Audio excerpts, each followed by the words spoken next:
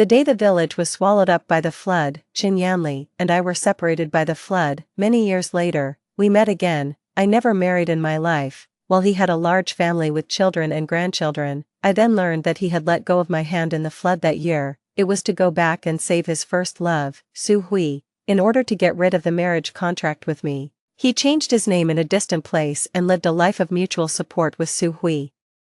Everyone sighed at their immortal love of the older generation, but I wasted my whole life looking for him. I passed away in depression not long after we met again. When I opened my eyes again, I was back on the night when my parents forced me to have a relationship with Chin Yanli to make the marriage a fait accompli. 1. In my previous life, I met Chin Yanli again at a grand birthday banquet. It was Su Hui's 60th birthday banquet hosted by him. The scene was filled with celebrities. And the cake was as tall as 2 people. Everyone was dressed in gorgeous clothes, raising their glasses to celebrate. As a cleaner, I stood in a corner of the venue and suddenly saw a familiar face. Although he had aged, I could never forget the cinnabar mole under his eye. The well-tailored black suit set off the old man with gray hair, making him look straight and upright. He wore gold-rimmed glasses and had an elegant manner as he clinked glasses with the woman beside him. I recognized her as Su Hui at once. Time had been kind to her. At the age of 60, Su Hui was wearing a warm white cheongsam that outlined her slender waist. Her skin was delicate and smooth, without a single wrinkle, and she looked no more than a little over 40. In contrast, when I looked at myself reflected in the glass window, I was short and plump, with gray hair all over my head, and my face was weathered and haggard from years of exposure to the wind and sun. Looking at Professor Zhou and his wife, I finally understand what it means to help each other through difficult times and grow old together. They are like a talented scholar and a beautiful woman stepping out of classical poetry. I'm so envious. Look at the way Professor Zhou looks at his wife. His eyes are full of love. There were praises all around, but why was he called Professor Zhou? He was clearly Chin Yanli, whom I had been looking for 40 years. I walked onto the stage with trembling steps. It was only when I grabbed his hand that I knew it wasn't an illusion. Yanli, I'm Sui Yan. I've been looking for you for a long, long time. Hot tears fell. The familiar yet strange eyes under the gold-rimmed glasses froze for a moment, and then he roughly pushed my hand away. He took 2 steps back and frowned tightly. Who are you? I don't know you. This voice made me even more certain that he was Chin Yanli, afraid that I would never see him again. I shouted desperately, I'm Lu Sui Yan. We were childhood sweethearts and had a betrothal marriage since we were young. In the flood disaster in 1999, the village was destroyed, and we were separated by the flood. I've been looking for you for 40 years. They all said you were dead. It's so good, Yanli, that you're still alive. In sharp contrast to my loss of control was the silence at the scene. Everyone was watching the show, with contemptuous smiles on their faces.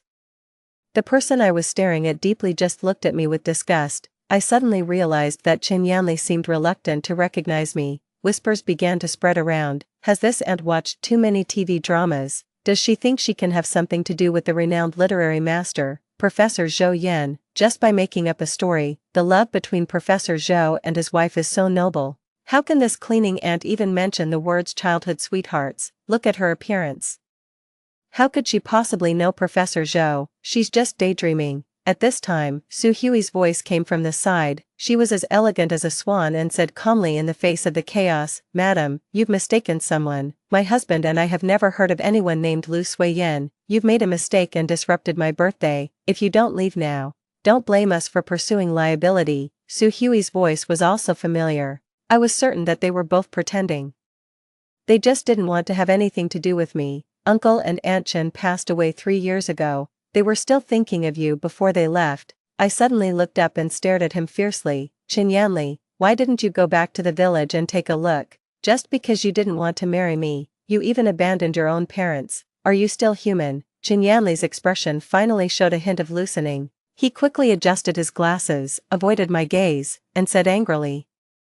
I said, you've mistaken someone. My surname is Zhou. The middle-aged man who looked very much like Chin Yanli pushed me to the ground. My father can't possibly know someone like you. Security guards, come here quickly. Even the child in his arms took the opportunity to spit in my face. 2. Over the years, in order to find Chin Yanli and take care of Uncle and Aunt Chen, I had done everything I could. Because of the betrothal marriage contract from our childhood, I never married in my life. However, Chin Yanli had clearly survived the flood but never returned to the village once. He changed his name in a distant place, married Su Hui, achieved success and fame, and had a large family. I wasn't willing to accept this. The day after I was thrown out of the hotel, I printed thousands of leaflets and made public my experience of searching for someone for 40 years. Chin Yanli and Su Hui were afraid of the great impact.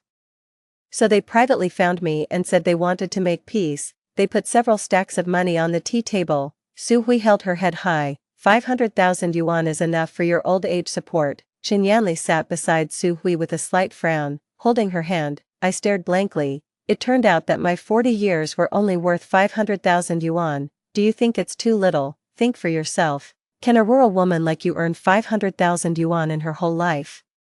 Yanli and Ian and I have already done our best. Su Hui firmly took Chin Yanli's arm. Seeing that I didn't say anything, Chin Yanli impatiently stamped his foot. It's all in the past. What else do you want? I suddenly felt like laughing and looked up at the old man who was already white-haired. Back then, you let go of my hand in the flood to save Su Hui, right? Chin Yanli remained calm. You could swim, but Shell we couldn't. What's there to talk about? But how could he know how self-blaming I was when I was struggling in the flood at that time? For 40 years, I had thought it was my fault. In countless dreams at midnight, all I could see were the scenes of the flood swallowing Chin Yanli. It turned out that there was nothing to talk about. I lowered my head, clenched my hands, and asked in a low voice, what about Uncle and Aunt Chen? At least they were innocent. Chin Yanli sneered. Innocent? How could they be innocent when they forced me to marry you? He didn't seem to feel any guilt at all. Lu Suiyin, I'm telling you, I'm free. Parents who ignore my thoughts are not worth having. Moreover, as you can see, I didn't do anything wrong. Without your constraints, I have achieved great success. If I had really married you instead of Shall we back then, I don't know which mountain village I would be regretting in now. The more Chin Yanli talked, the more excited he became, as if he had suffered a lot over the years. Take the money and be content, Su Hui sneered. I didn't take the money because I was afraid they would accuse me of extortion. After leaving the villa, I continued to distribute leaflets and contact the media.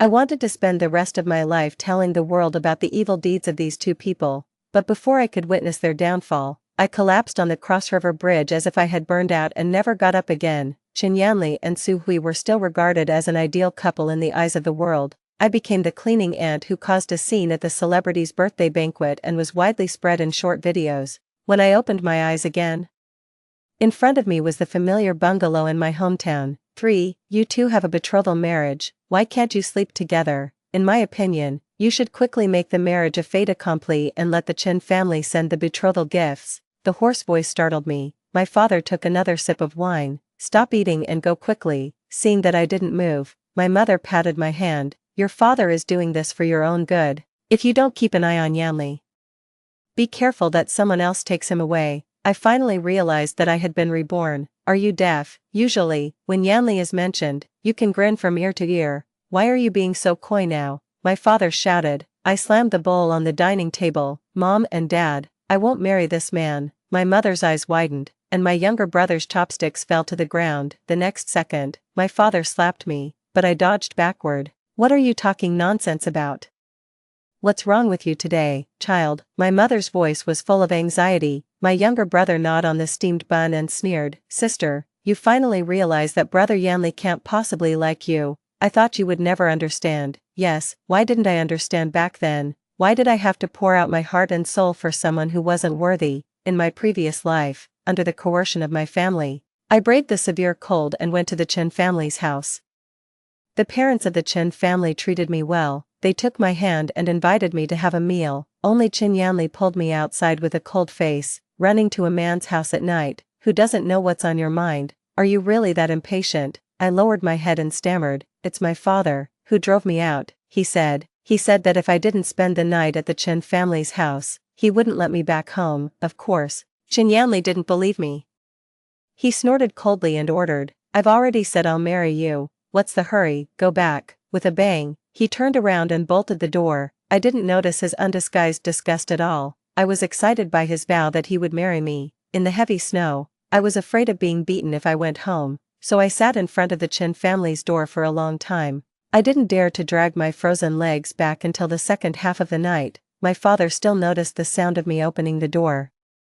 He slapped me several times and scolded me for being useless. Even though I was beaten, I was still happy in my heart, because Chin Yanli said he would marry me. What was there to worry about? But this time, I didn't want to suffer from the cold and be beaten, and I didn't want to belittle myself anymore. Anyway, I will never marry him. After saying that, I took 2 steamed buns and went into my room. The narrow room was full of traces of Chin Yanli.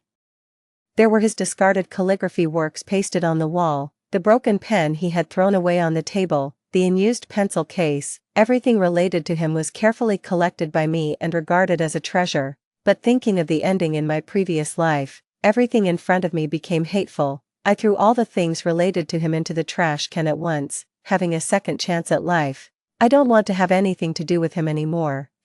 Early the next morning, my mother, as usual, stuffed 2 hard-boiled eggs into my hands. This one is for Yanli. Looking at the eggs in front of me, I suddenly remembered my previous life. At that time, regardless of spring, summer, autumn, or winter, I would always put the warm eggs in my arms and run to school, and then put them in Chin Yanli's desk drawer. One day, he came to my desk and said awkwardly, "Sui Yen, 1 egg isn't enough to fill me up." I thought so too. He was in the stage of growing taller and needed more food.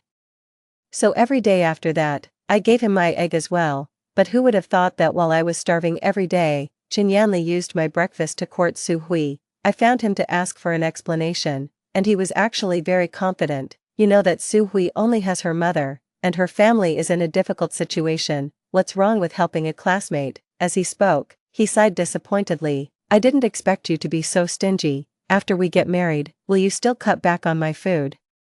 After being said like this by him, I felt self-blamed, and because he mentioned getting married, my face turned red. I was deceived by his few words and continued to contribute my breakfast, thinking of myself at that time. I was really stupid. "Mom, 1 is enough. What's wrong? Aren't you going to eat today?" As soon as my mother finished speaking, I peeled the egg and stuffed it into my mouth. Then I went out to school under her stunned gaze.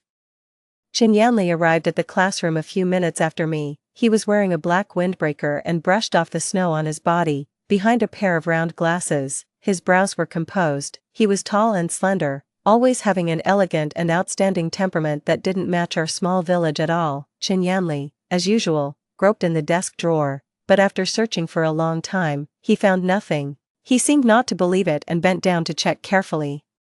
After confirming that it was empty, he suddenly turned around and looked at me. My attention was on memorizing words. At this time, Su Hui walked in with her head down. She was wearing a clean floral cotton padded jacket and had 2 braids. In the cold winter, unlike us who were all frostbitten with red cheeks, her skin was translucent, like a peach. Her slender hands showed that she had never done any housework.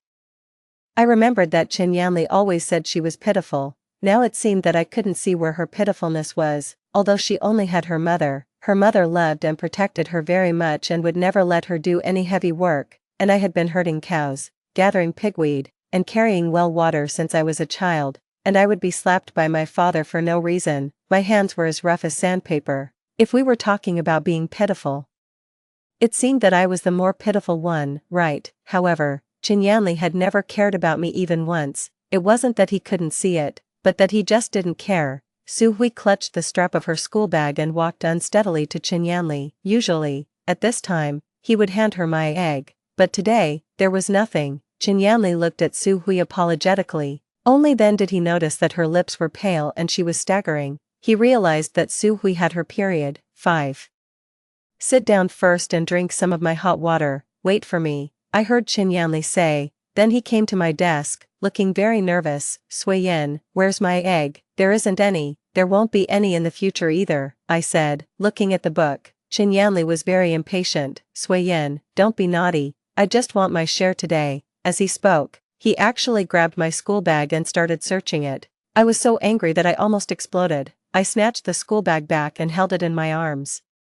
I said, "There isn't any. Can't you understand?" My voice was so loud that all the classmates in the class looked over. Chin Yanli awkwardly pushed his glasses. "It's just an egg. Is it really necessary for you to be like this? If there isn't any, then there isn't any." "An egg," I laughed. "You and Su Hui, for 156 days, 2 eggs a day, you ate a total of 312 eggs of mine." I couldn't hold it in anymore and shouted, "Pay me back." Pay me back." Chen Yanli's eyes widened. He had never expected me to treat him like this. "Sui Yin, are you crazy?" I grabbed his collar tightly and looked at Su Hui. "You two shameless people, pay me back quickly." Suddenly, Su Hui's eyes were filled with tears. She hugged her head and lay on the table crying. The classmates began to whisper, "I'd feel ashamed if I took someone else's egg for free, but she's eaten over 100 eggs and still has the nerve to cry." Sui Yin's family is already in a difficult situation. Yet they still dared to take those eggs. "He has a betrothal marriage but keeps thinking about someone else all day. I've long said there's something wrong with them." Lu Suiyan really has patience. If it were me, I would have exploded long ago. The whispers grew louder and louder. Su Hui suddenly stood up, her eyes filled with tears as she retorted, "I never asked Lu Suiyan for her eggs." She pointed at me angrily. "Ask her yourselves. Did I ever force her even once?" She knew about my family situation and offered them voluntarily. Now she's going back on her word. How do you expect me and Yanli to face others? I underestimated how brazen Su Hui could be. Since she dared to distort the truth like this, I simply shouted, "So what if I'm going back on my word? Pay me back, give me the money." I pushed my chair back, and Su Hui stepped back in fright. Some onlookers whistled, "Boo. The main wife and the mistress are fighting. Who's his wife?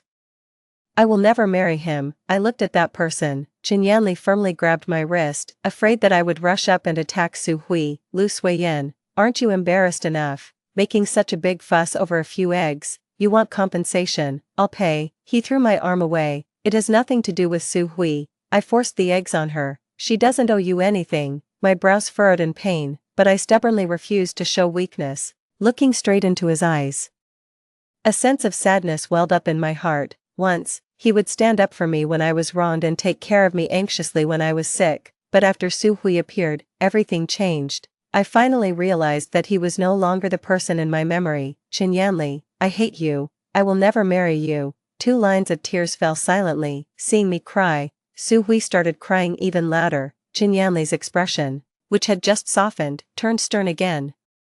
He withdrew his hand that was reaching out to me and curled his lips disdainfully. "Fine. That's exactly what I want." Then he quickly walked over to Su Hui, squatted beside her desk, and comforted her in a soft voice. 6. The next morning, Chen Yanli slapped a few banknotes on my desk. Without looking up, I took the money and no longer pestered him all the time like I used to. Now, Chen Yanli was almost inseparable from Su Hui every day. Whether it was on the way to and from school or during breaks, however, I could occasionally catch him looking at me out of the corner of my eye. It seemed that Chen Yanli had been waiting for me to change my mind. This was an era when knowledge could change one's destiny. No matter how noisy the surroundings were, I devoted all my energy to studying. In my previous life, I never had the chance to change my life. When I was in my senior year of high school, although my grades were quite good, my father said, "If a girl studies too much, she'll become too opinionated and start competing with men for power. Once you marry Yanli, won't you be arguing with him every day? In my opinion, you should quit school as soon as possible and save some money for Xiaobao." Unwilling to accept this, I went to ask Chen Yanli for his opinion. At that time, he was practicing calligraphy and didn't care about this decision that could change the course of my life. He lifted his indifferent eyes and said, "Isn't your biggest dream to be a good wife and loving mother and spend your life with me? What's the use of studying?"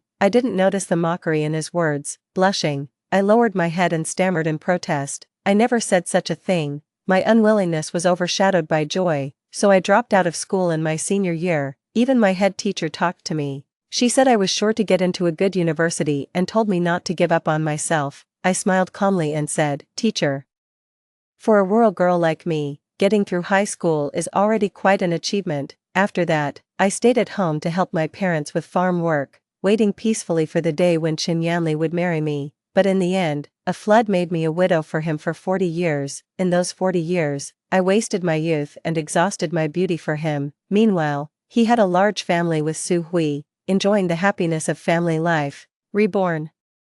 I made up my mind to go to university and have nothing more to do with Chen Yanli. I did well in all subjects except mathematics, which I often failed, so as soon as class was over, I would go to ask my head teacher for help and take copious notes. I never imagined that the notes I cherished so much would be destroyed by Su Hui. 7. One day, after having lunch at home, I rushed to school without taking a break.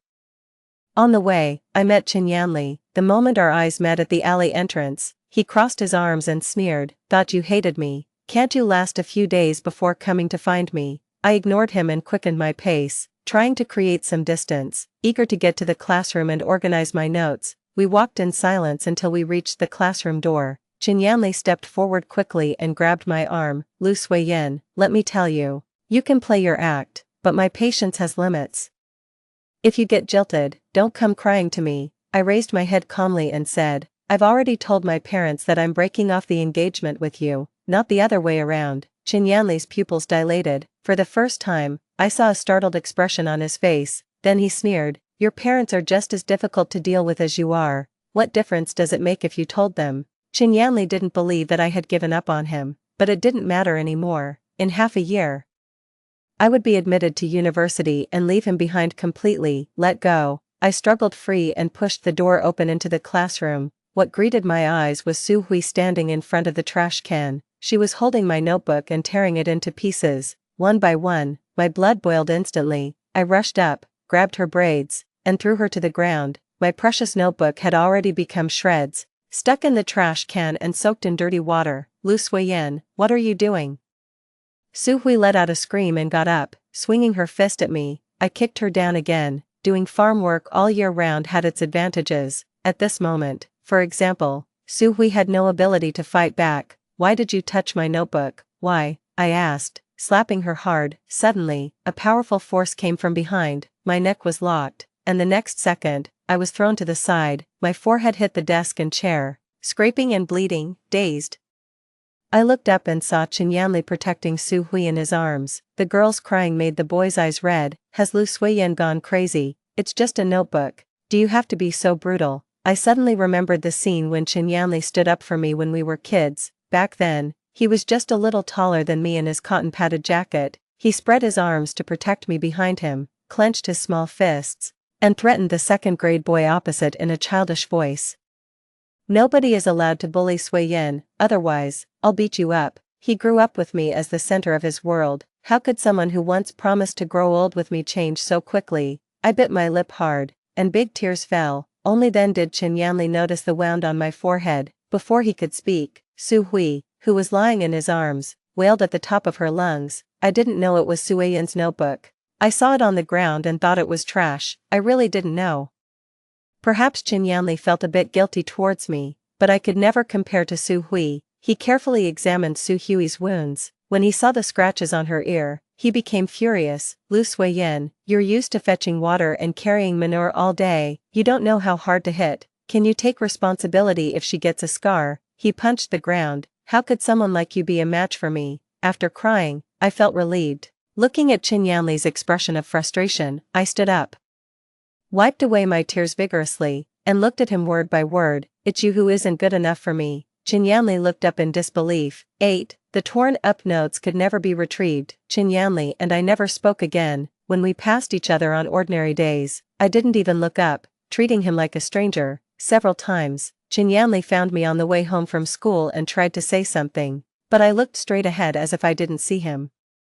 He was so angry that he shouted behind me, "Fine, Lu Suiyin, see if you can keep this act up for the rest of your life." After learning about the notebook, my head teacher called me for a talk during the break. She patted my arm and comforted me. "Suiyin, there's a little over half a year until the college entrance examination. You must focus on your studies and don't waste time on those trivial matters." I smiled and said, "Don't worry, I won't let those awful people and things bother me." The head teacher nodded and sighed. "Back then, when you said you were dropping out of school, I tried to persuade you again and again, but you wouldn't listen. I felt so sorry that I couldn't sleep at night." "What made you change your mind?" I smiled and said, "Because I want to leave here and see a bigger world." Unlike me, who was fully devoted to studying, Qin Yanli and Su Hui grew closer and closer. Whenever they had time, they would stick together, doing homework, laughing, and joking. Everyone secretly mocked me, saying that the main wife had finally been discarded, but I knew Qin Yanli too well. He deliberately got close to Su Hui while secretly observing my reaction, as if he thought that if I got provoked, I would go back to being the same as before, hovering humbly in front of him. In fact, it was unnecessary. Even if they kissed in the classroom now, my heart wouldn't stir. He no longer mattered to me at all. I really didn't want to have any contact with Chin Yanli. But things didn't go as I wished. We met again a month later, at his coming-of-age ceremony. I didn't plan to go, considering how he had hurt me in my previous life. Back then, I started preparing for Chin Yanli's coming-of-age ceremony early. After finishing farm work and homework every day, I would stay up late knitting a sweater for him. It took me 5 whole months, constantly undoing and re-knitting. Before I finally finished it, at the lively banquet, the villagers jeered, saying that since both Chin Yanli and I had come of age, we should get married the next year. Looking at the handsome face of the boy opposite, I lowered my head, my ears burning. Su Hui, who was sitting below, stamped her foot in anger and ran out. Chin Yanli saw this scene. In response to the teasing, he suddenly exploded and threw the sweater I gave him onto the dining table. The soup stained the white sweater yellow, and the alcohol stove instantly set it on fire. He clenched his fists, his eyes red as he glared at me. I hate white the most. Then he dashed out to chase after Su Hui. After that, there were all kinds of rumors about my humiliation in the village. How could I put myself through that again? Unexpectedly, my parents secretly took the sweater I made and planned to give it to Chin Yanli as a gift to show my apology. He couldn't have it. Absolutely not. I dashed out of the house. 9. I ran all the way to the largest restaurant at the village entrance. Just like in my previous life, a dozen tables were set up in a row, and the men, women, and children of the village had already started the feast. The Chin family sat at the honored seats. In the center was Chin Yanli. He looked around anxiously, but the moment he saw me, he relaxed. He poured himself a glass of wine and took a sip, and the closer I got, the wider his smile became. My father took out the white sweater from his bag and presented it to Chin Yanli, showing it off. Look at this, everyone. The girl spent more than 5 months knitting this. Her hands are full of calluses. Chen's mother smiled widely. Only Sui Yan knows how to show consideration. I can't wait for her to become part of our family. My mother joined in the laughter. Chin Yanli, and Uncle and Aunt Chen, don't take what Sui Yan said these days to heart. It's normal for young couples to have some conflicts. My father quickly agreed. That's right. I've read all of my daughter's diaries since she was a child. Every one of her wishes was to marry Yanli. Watching me approach quickly, Chin Yanli held the sweater and a disdainful smile appeared on his face. I've never taken Sui Yan's words seriously. Oh, Sui Yan, you're here. Your parents said you had a fever. I thought you weren't coming, Uncle Chin said to me. I stared at Chin Yanli and stretched out my hand. Give me the sweater back. Chin Yanli frowned, as if he thought he had misheard. Without saying more, I reached out to grab it. My mother pulled my hand away, and Chin Yanli stepped back in shock, still holding the sweater. Sui Yan, what are you doing in front of everyone? My father pushed me aside. Once a gift is given, there's no reason to take it back. Suddenly, I became the target of everyone's criticism. This is my thing. I don't want to give it to him. Nonsense. You spent months knitting this sweater for Yanli. Don't I know that? My mother said with a cold face. It's mine. Ignoring thee, I pushed through the crowd and forcefully snatched the sweater back. Chin Yanli stood there, looking at his empty hands in a daze. My father was furious and raised his hand to hit me. I swatted his arm away and shouted in front of everyone, Mom and Dad, I don't like Chin Yanli anymore. Not at all. I looked at the village chief beside me. Grandpa Zhou, be our witness. The betrothal marriage between me and Chin Yanli is off. The lively banquet fell silent all of a sudden. Out of the corner of my eye, I saw a figure stand up. It was Su Hui. She looked at Chin Yanli with excitement all over her face, her expression full of joy. One moment, my mother was crying and saying I was out of my mind, and the next moment, she rolled up her sleeves and rushed forward. You shameless girl, do you think I'm deaf and haven't heard those rumors? You immoral thing. Chin Yanli and Sui Yan were in love, and it's all your fault. She cursed and went to scratch Su Hui's face. Su Hui's mother got angry and started fighting with her. Seeing this, my father stepped in to help. Su Hui cowered aside, and flying bowls and dishes hit her coat. Chin Yanli walked through the crowd step by step. Su Hui, who had been sobbing, seemed to have found a backer immediately. She glanced at me, and the fear in her eyes was replaced by arrogance, as if saying she had finally won. Yes, Chin Yanli rushed to Su Hui, in front of the whole village. Protect her tightly in your arms, let it all end. But I never expected that. Chin Yanli stopped in front of me. His eyes were red, and his hands were shaking as he held mine. Sui Yan, why don't you like me anymore? I pulled my hands away. Because you're not good enough for me. There were many laughs from the banquet. My father roared, "This is ridiculous. It would be a blessing from our ancestors if Yanli married you. How could he not be good enough for you?" Looking into Qin Yanli's eyes, I didn't waver. "You just aren't." Qin Yanli's chest heaved violently, as if he had countless words to say, but in the end, he just let out a cold snort, laughed, gulped down a glass of white liquor, and smashed the wine glass to pieces. "Fine.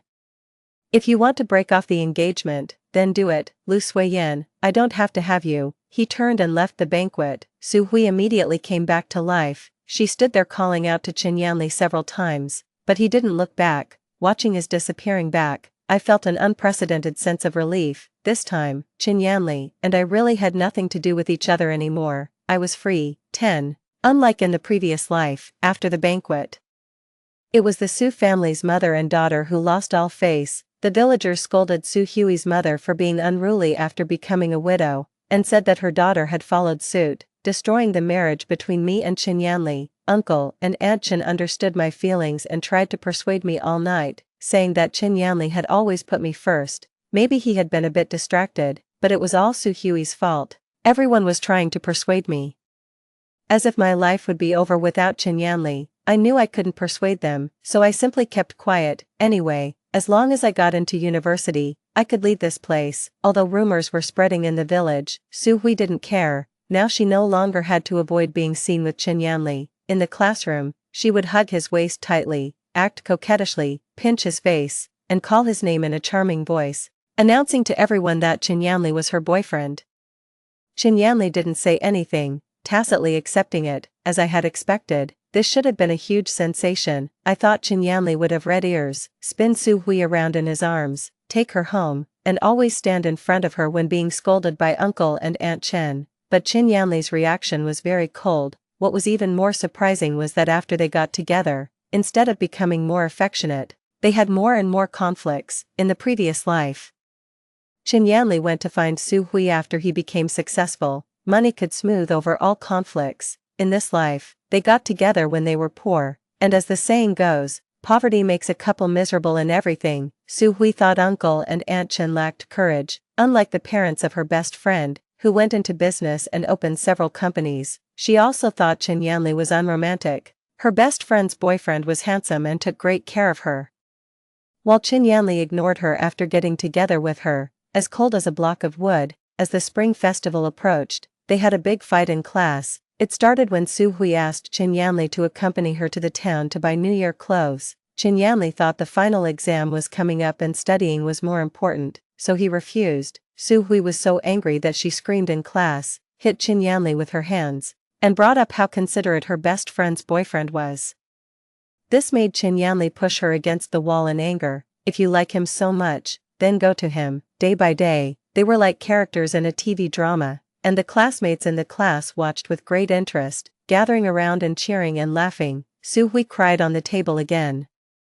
Annoyed, Qin Yanli packed his school bag and left the classroom. It was the first time he skipped class. We passed each other in the corridor. He stopped, called my name in a plaintive voice. I didn't look back. When the final exam results came out, Qin Yanli, who had always ranked first in the school, performed extremely poorly and dropped to outside the top 30. I, on the other hand, ranked 10th in the school, holding the report card. I ran home, eager to prove the fruits of my efforts to my family, but my father didn't look happy at all. Instead, he threatened me. Go apologize to Yanli and ask the Chen family to send the betrothal gifts now. Otherwise, don't expect me to pay your tuition next semester. I slapped my chopsticks on the table. I've said it countless times. I won't marry Qin Yanli. My father seemed to go crazy. He picked up a shovel from behind the door and pressed it against my neck.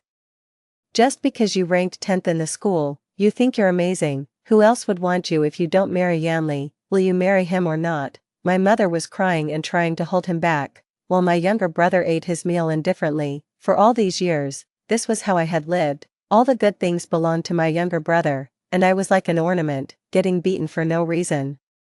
The grievances and dissatisfaction that had been pent up in my heart for years suddenly exploded. I shouted, "Just because you're my father, do you think I won't hold a grudge? You unfilial girl, how dare you talk to me like this?" My father roared, his wide-open eyes full of disbelief. Why should I be filial to someone who treats me like dirt? Tears welled up in my eyes. but I refused to let them fall. I'm determined to study. I'll even sell my blood if I have to.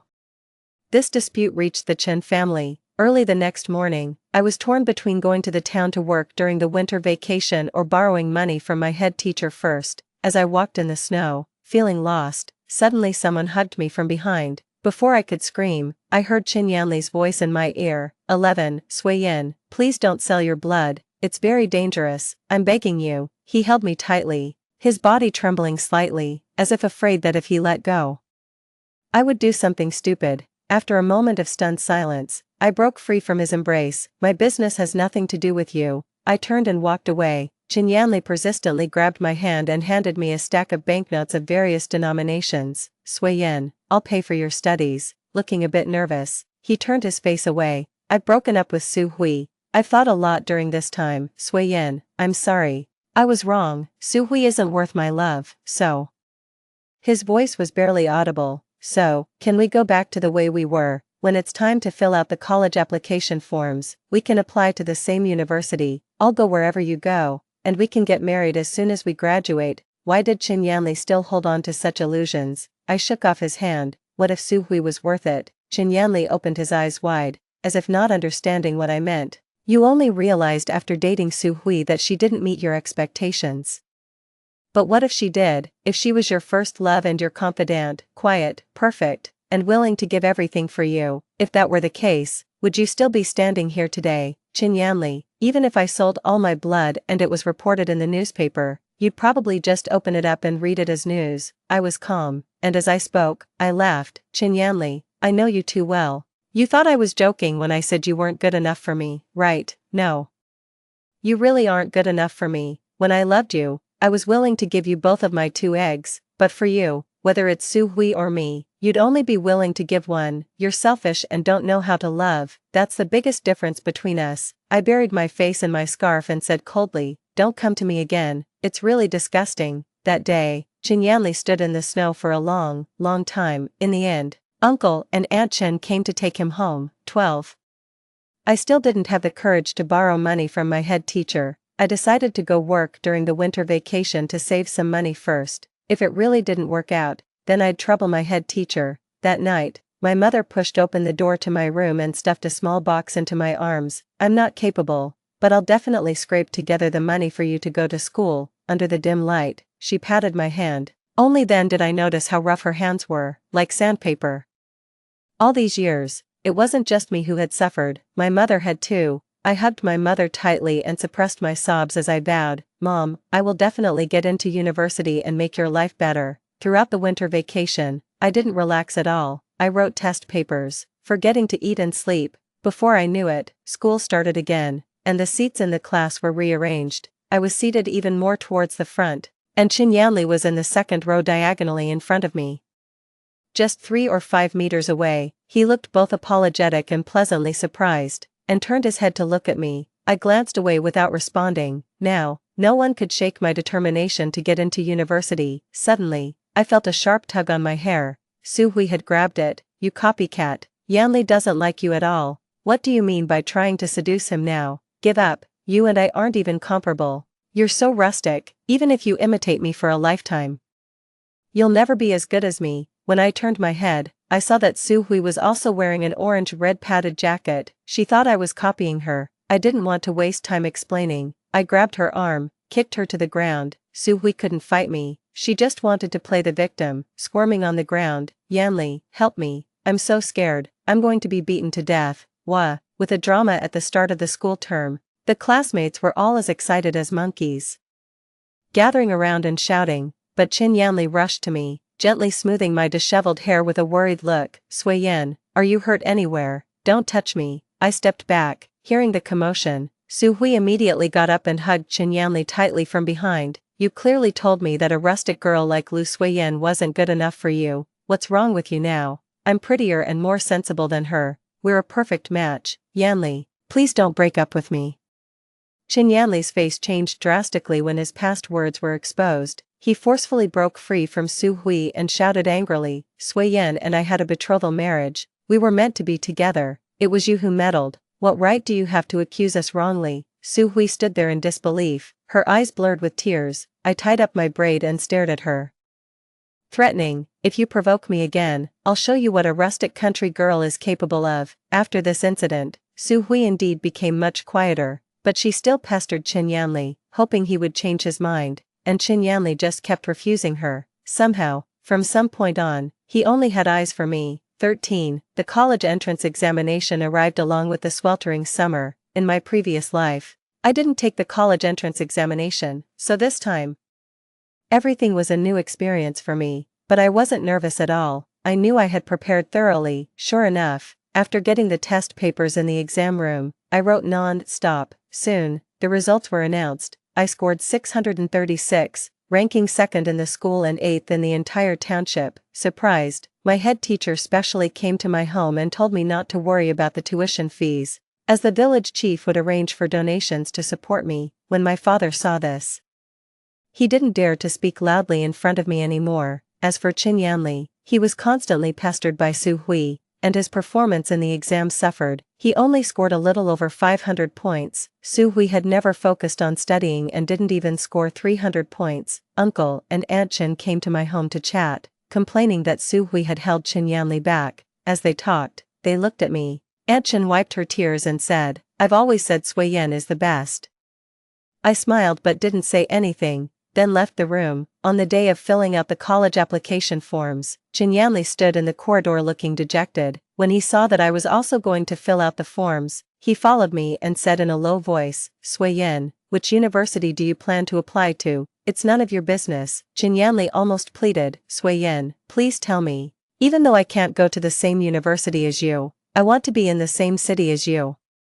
I turned to look at him. "Where do you want to go?" Qin Yanli's face lit up with surprise. "I want to go to Beijing." "Sui Yan, I see. I'm not going to Beijing." Qin Yanli stood there stunned, his eyes welling up with tears. He said reluctantly, "Sui Yan, do you hate me that much? Before, no matter what I did, you would forgive me. Now that I know I was wrong and I'll never hurt you again, why won't you forgive me this one last time?" I wanted to say, "It's not that I hate you.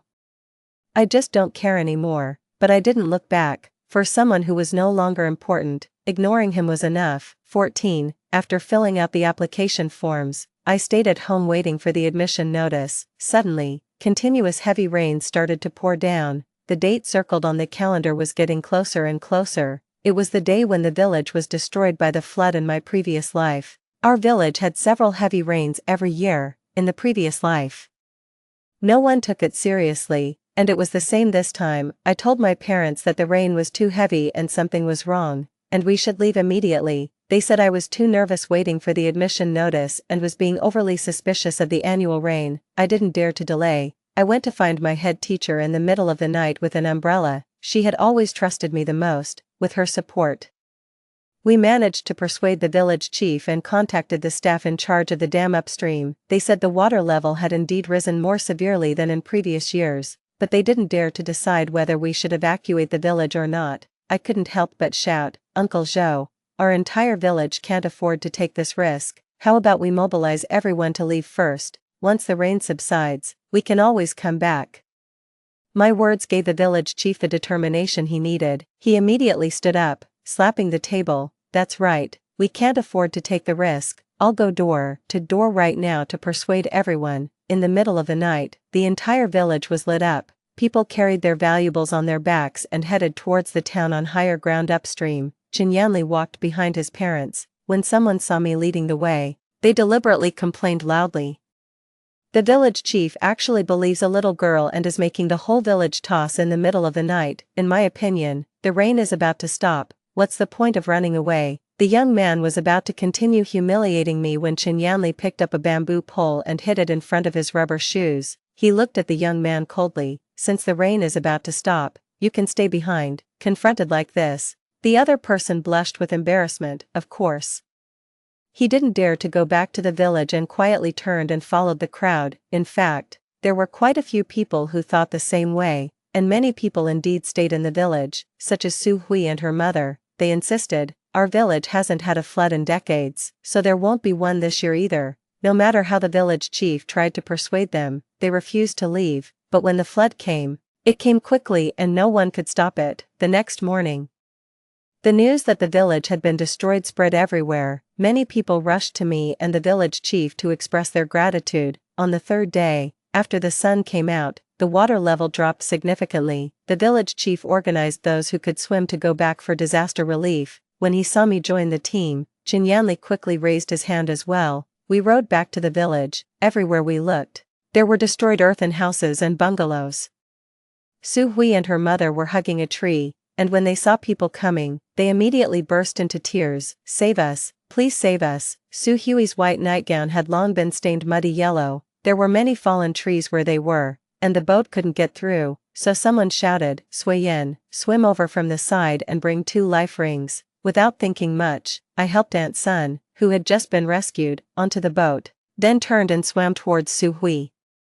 I never expected that at such a critical moment, she would try to harm me. She slapped away the life ring I handed her, pretended to be weak and fell into the water. The next second, while pushing me underwater, she screamed, "Ah, I can't swim, I'm so scared." Chinyanli was not far away. Su Hui believed that if she was about to die, Chinyanli would definitely save her. I was a good swimmer, but Su Hui clung to me like a monkey. I choked on several mouthfuls of muddy water, and my consciousness gradually faded. Chinyanli, who witnessed everything, quickly put down the oars. He had never swum so fast nor been so panicked. Su Hui was overjoyed and kept shouting, "Yanli, save me." Suddenly, a huge flood wave surged, and both Su Hui and I were swept away. When the turbid floodwaters, carrying broken logs, crashed down on my head, Chinyanli stretched out his arm to block it.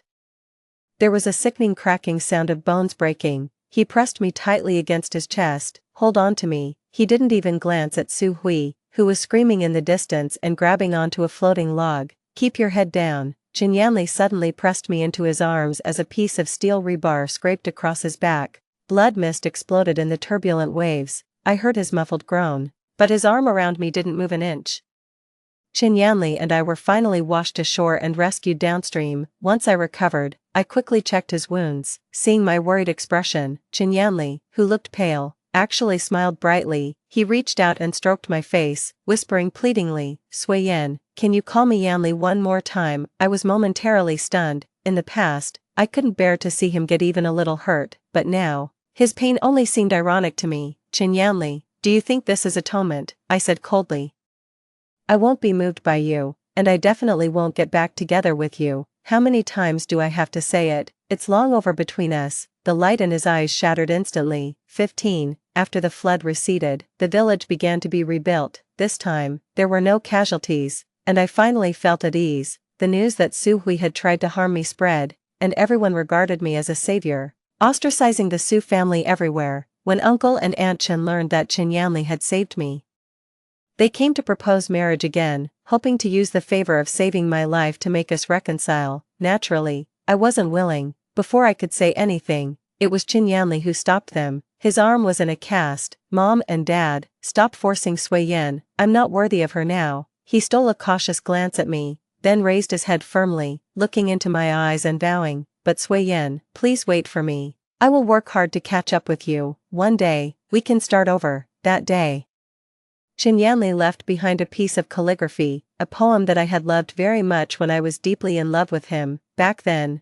no matter how much I begged, I couldn't get his writing. Now that I no longer loved him, he actually gave it to me on his own initiative. On the thin rice paper, the ink spread out. "At the spring banquet, I sing a song with each cup of green wine. I make 3 wishes. First, may my Lord live 1,000 years. Second, may I stay healthy. Third, may we be like the swallows on the beam, seeing each other year after year." But now, what was there for us to meet again for? I crumpled up the piece of paper and threw it into the trash can. 16. I finally left the village and went to a big city to start my university life. I majored in computer science, one of the most popular majors at the beginning of the new century. With the memories of my previous life, I spared no effort to seize the opportunities. During university, I sold CDs, worked as a computer technology teacher, and later opened a training class. After saving up a sum of money, I quickly took out a loan to buy a house in Beijing, fulfilling the promise I made to my mother. Money is truly a wonderful thing.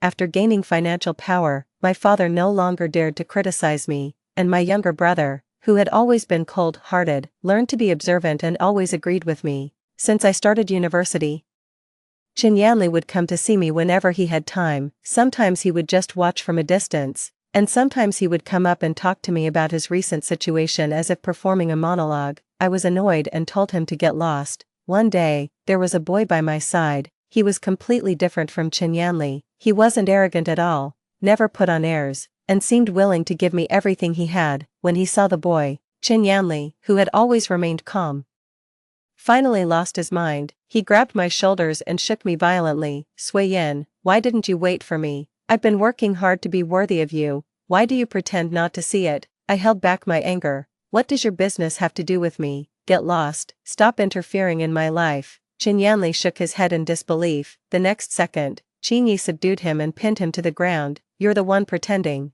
Sui Yan hates you so much, but you keep pretending not to see it. He looked up at me to soothe me. Sui Yan, go back to the dormitory first. I'll handle this. I nodded and quickly left. Chin Yanli shouted desperately, Sui Yan, don't go. Please, don't leave me. After that, I was prepared for him to pester me again, but unexpectedly, for 5 consecutive months, Chin Yanli seemed to have disappeared. Later, I found out that Chin Yanli had married Su Hui. It was said that after causing a scene at my school that day, Qin Yi and I called the police. He was given a major demerit at school. In a bad mood, he indulged in alcohol. In a muddled state, he ended up sleeping with Su Hui, who had come to find him. Su Hui threatened that if Chin Yanli didn't marry her, she would create a fuss everywhere and that she had plenty of ways to ruin his life. So, while still in his junior year of university, Chin Yanli and Su Hui had a simple wedding in the village. After learning all this, I finally felt completely relieved. 17, 8 years after graduation, I went back to the village for the first time, to discuss the establishment of a girls' school there. In recent years, my computer training school had been doing well, and I had already opened 3 branch schools. Having come from a mountain village, I couldn't forget the looks in the eyes of girls who, like me, longed for knowledge. After earning my second pot of gold, I shared my idea of building a girls' school, and Qin Yi strongly supported me, accompanying me back to the village. One spring day, we were walking through the fields with town and village officials, checking the potential locations for the school. Suddenly, a shrill curse stopped everyone in their tracks. Damn it, all you do is drink all day long. Why don't you just drink yourself to death? Su Hui, holding a baby in her arms, kicked someone out of the house. The person, with disheveled hair, looked like a homeless person. After rolling on the ground twice, he simply sat there and took big gulps of wine.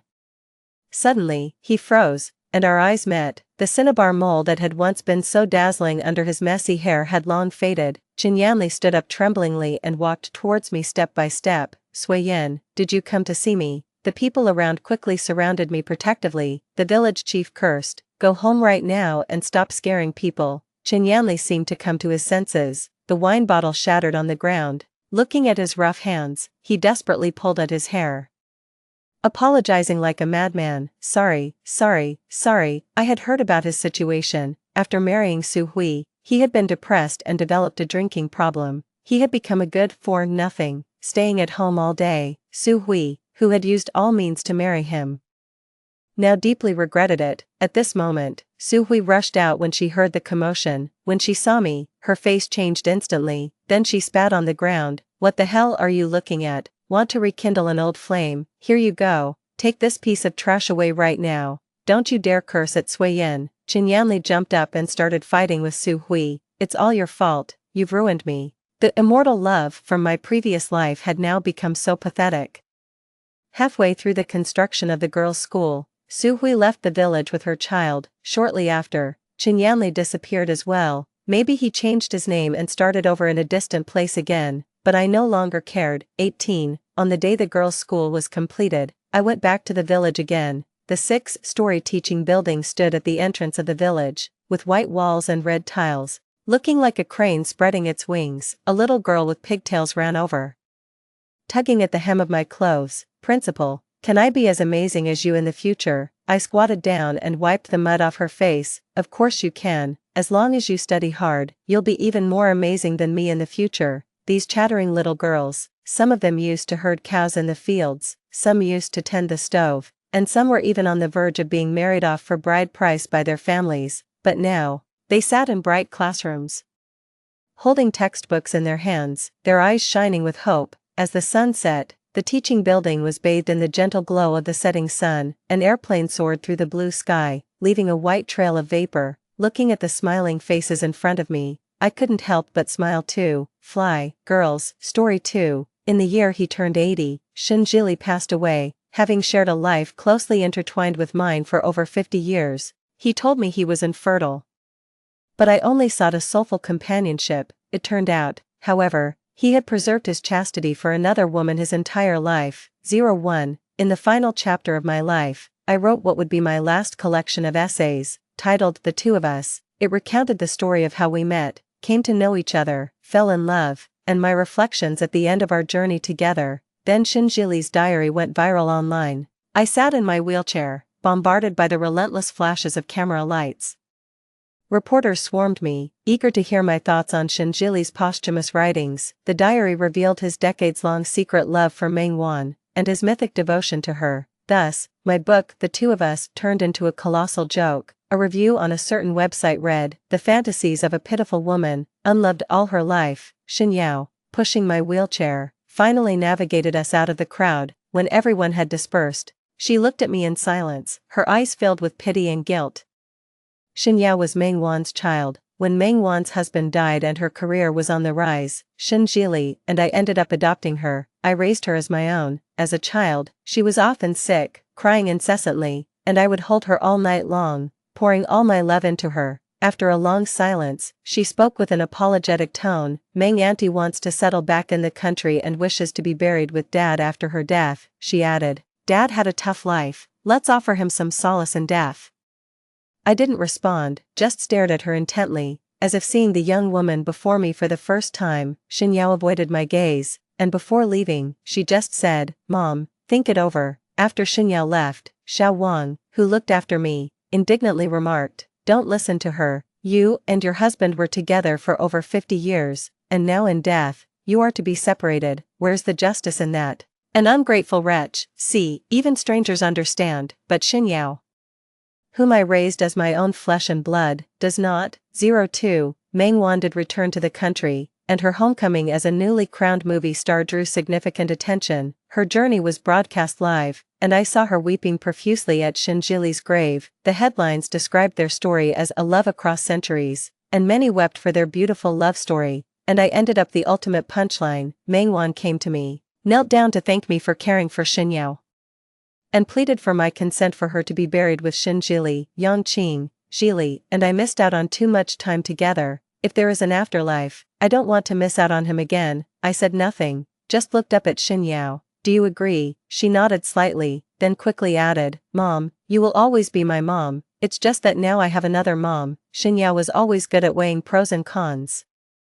Having a movie star as a mother was undoubtedly a boost to her acting career that I couldn't match. I understood her, and her decision didn't surprise me. I was just tired, and said wearily, "I agree, let them be buried together, let her acknowledge her roots." "I agree, I'm tired now." "Xiao Wang, please show the guests out." After everyone had left and silence settled, I began to reflect on my life. As one ages, memory fades, and my mind is filled with fragments of the past. I remembered when Shinjili named Shin Yao. I asked him the meaning of her name, and he smiled and replied, "Life's journey is long. I hope she can always strive to move forward." It turns out that Shin Yao represents a distant love, the woman who always captivated his heart from a foreign land. I remember before we got married, he told me with guilt on his face that he was infertile and it would be okay if I didn't want to proceed. He must have known how much I wanted my own child. Yet he deceived me for so many years. I never doubted that Shinjili loved me, I just thought he was naturally reticent. The friendship of gentlemen is as mild as water, it is its mildness that makes it enduring. That's why we've been together for so many years. However, the outpouring of love in his will revealed that he wasn't bad at expressing himself, it was just that his love wasn't meant for me. I think I should hate him, but as one grows old, even hatred becomes hard to muster. All I feel is a bit of sadness, slowly rising from the depths of my heart, gradually spreading throughout my body. What I've sought all my life is the truth. In the preface to my prose, I wrote, "I'd rather have clear black than a white seen through mist," yet it turns out my whole life has been a grand lie. If I could do it all over again, this thought is so strong, like a drowning person grasping for a lifeline, upon awakening. I found myself back to the time when Shinjili and I had been married for a year. Shinjili had been shooting back-to-back for several weeks, and now he was so exhausted that he fell asleep on the couch. At that time, he wasn't yet the globally renowned director he would become years later, just a budding young director. He was involved in everything concerning the set and the actors.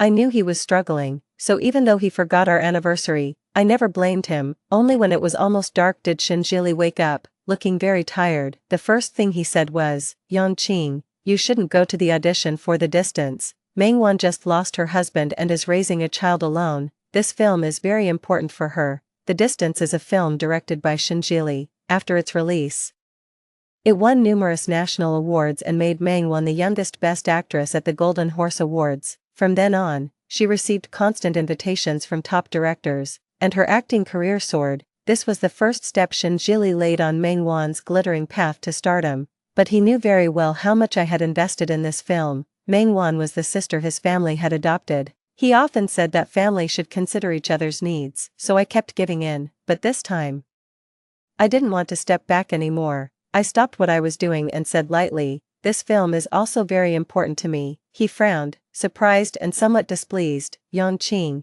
you have me. There will be plenty of other opportunities, but it's different for Mengwan." I rolled up my sleeves to reveal the bruises on my arms. I'd been practicing dance at the martial arts studio come rain or shine for 6 months for this role. "Shinjili, what makes you think I should give up?" He paused, momentarily surprised, then softened his tone and embraced me. "Qing, I know you feel wronged, but Mengwan is not just anyone. Whether she is just anyone or not, she is the person you've cherished for decades." I let my sleeves fall and said lightly, "I want a fair competition with her. Don't you have confidence in her?" That night, Shinjili and I parted on bad terms. Every day, I immersed myself in the martial arts studio, engrossed in the characters' emotions.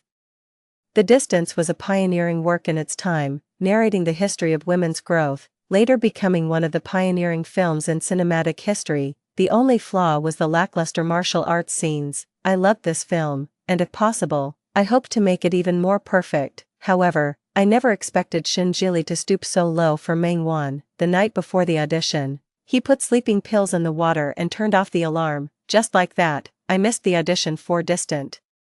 Without my competition, Mengwanru, just like in her previous life, successfully clinched the role of the female lead. He loved her in such a way that even a person of bright and clear character would stoop to such despicable actions for her. It was quite late when Shinjili finally returned home. I looked up at him, my gaze indifferent, not uttering a word, just quietly observing him.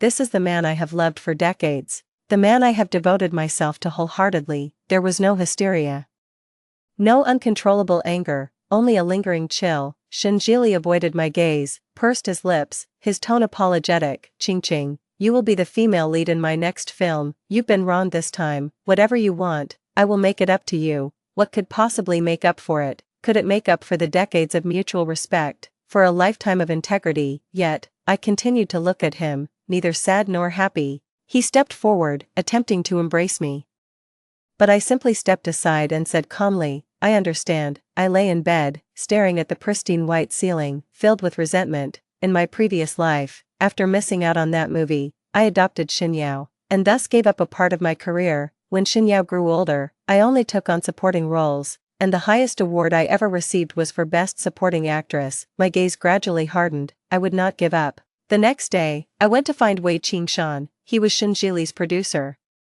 Known as the Golden Duo, with him in my previous life, without either of them, the movie couldn't succeed. More importantly, he was the young master of the Wei family, the major investor in the film. The man in front of me leisurely sipped his coffee. "Mrs. Shen, you should not be looking for me." There was a playful look in his eyes, but his tone was unmistakable. "A person who does not respect time does not deserve another chance." I lowered my head, and when I looked up again, my expression had changed, my voice grave. "I possess a pearl long locked in dust, now cleansed of grime it shines, illuminating the green mountains." This was a line from the movie, a poem read by the female lead Chu Jinyan after a lifetime of hardships. Now I am her, and she is me, armed with decades of experience. I understand this sentiment of having weathered many storms. I gently skimmed the froth off the tea, and said leisurely, "Producer Wei, a true pearl is worth waiting for."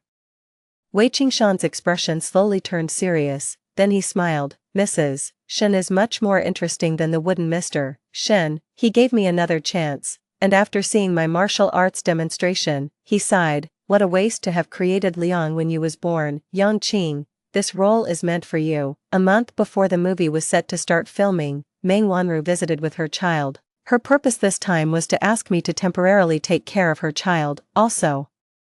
Because of the care I had provided over the last 6 months, I had grown very fond of Xin Yao, and the subsequent adoption followed naturally. Xin Jili was cooking in the kitchen, a rare occurrence, only happening when Meng Yao visited. Because Meng Yao appreciated Xin Jili's cooking, he was willing to prepare meals for her. Such a grand love. I tried hard to control my face, ensuring it didn't betray a mocking smile, and just watched expressionlessly. Meng Yao had a classically beautiful face, and dressed in black during her mourning period, with a white silk flower pinned to her hair and a pale complexion. Her slightly drooping eyebrows evoked a sense of pity in me. She looked at me timidly, the child in her arms crying incessantly. Meng Wan had never taken care of a child before. She was all flustered and didn't know what to do. I knew it was because she was holding the child in the wrong position, pressing on the baby's stomach, which was why he was crying. Yet I just watched coldly from the couch without moving. It was Xin Jili who finally took a moment to come out of the kitchen and tenderly took the baby into his arms. In our past life, Xin Jili had doted on her like a precious gem. Everyone said they had never seen such a devoted father to his daughter. Sometimes I thought, he loves other people's children so much, what if we had our own? But now, thinking about it just feels ironic. His affection for her was simply because she bore a slight resemblance to the person he loved. During the meal, Meng Yao kept glancing at me, her face showing difficulty. She was too embarrassed to speak, and Xin Jili, feeling sorry for her, took the initiative. Qing, Meng Yao has to go film, and she can't find anyone suitable. Could you take care of Zhozhou for a few days? I slowly swallowed the food in my mouth, took a sip of wine, and said lightly, I'm not available. Xin Jili frowned slightly, impatiently saying, Qing, we're all family, don't be petty. He always took it for granted, as if I shouldn't have my own things to do. You assume I'm being petty without even asking if I'm busy with something. I looked up at him. He paused, his expression turning ugly. So, what are you busy with? I slowly wiped my mouth and stood up from the table. When the time comes, you'll know. I'm full now. I won't keep you from catching up. I couldn't help but look forward to seeing their expressions on the day of the filming. Ultimately, Xin Jili managed to settle everything for Meng Yao, allowing her to focus solely on her role. The day of the filming began on a rainy day, the scenes of far away starting just like this wet day, gloomy as if the sun would never shine again. Xin Jili had taken the family car. Although he wasn't late, when he arrived, everyone was already there. During the opening ceremony, amidst the noisy crowd, everyone was puzzled as to why the ceremony wasn't starting even though everyone was present. As the black umbrella was lowered, I looked directly into Xin Jili's eyes. He walked forward with a frown, somewhat impatiently. Qing, why are you here? I'm too busy for you today. I brushed off his hand and headed straight towards Wei Qingshan. A flash of admiration crossed the man's eyes. Today's black attire was the classic look of the female lead, and he seemed very pleased. I slightly curled my lips, and Wei Qingshan clapped his hands, immediately silencing the venue. Our leading lady has arrived. Meng Wan suddenly looked up at me, disbelief in her eyes. Xin Jili's brows knitted tightly as he scoffed. Qingshan, I know you like to joke, but today is not the time. Wei Qingshan's smile faded, his expression serious. I'm not joking. At this point, Xin Jili seemed to realize that nothing could be changed, and through gritted teeth, he murmured, Meng Wan was our mutual choice for the lead. There's no precedent for changing the lead actress suddenly. Wei Qingshan's face turned stern, his tone cooling. Yang Qing is your wife. I can't believe you didn't realize she was the more suitable choice. He stepped forward, patting Xin Jili on the shoulder. Xin Jili, for a director, art should be the only pursuit, not swayed by these useless emotions. Meng Yao left the opening ceremony in tears. Passing by me, he glared at me fiercely. Originally, Xin Jili wanted to chase after her, but the opening ceremony's cannon fired just in time, and he ultimately stopped in his tracks. In the group photo, he stood solemnly in the center while I stood by his side, laughing flamboyantly. My era was about to begin, when the film officially started. The original second female lead suddenly fell ill and gave up on the shoot, and Meng Wan took over her role. It must be said that Xin Jili really went out of his way for her. Unfortunately, The first scene was a confrontation between me and Meng Wan. The female lead and the second female lead grew up together, and in this scene, the female lead finally learns that the traitor is the second female lead. I stepped forward trembling, looking down at her from a high position. My voice choked several times. "Are you telling me it wasn't you?" "I had no choice," she replied. I continued to advance, my gaze filled with sadness and pain, and then gradually firmed up, a crisp slap, a swift sword flip, pressing against her throat. At this moment, the female lead truly wanted to kill her, to avenge her deceased brother. Thus, my eyes were reddened, filled with murderous intent. Meng Wan failed to catch on to the flow of the scene, completely freezing in place.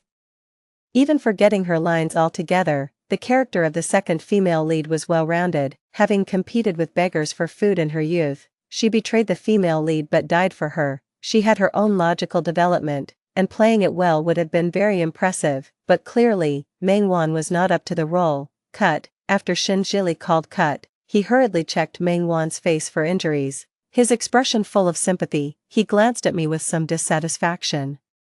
Shin Jili was known as the strictest director in the industry, forcing actors to endure repeated takes in the freezing cold without complaint, but Meng Wan was his sole favoritism. He specifically got an ice pack and personally applied it to Meng Wan, his tone as gentle as water. Wan, that was very good just now, shall we try one more take?" I rolled my eyes speechlessly. Good in what way? He really had the gall to say that.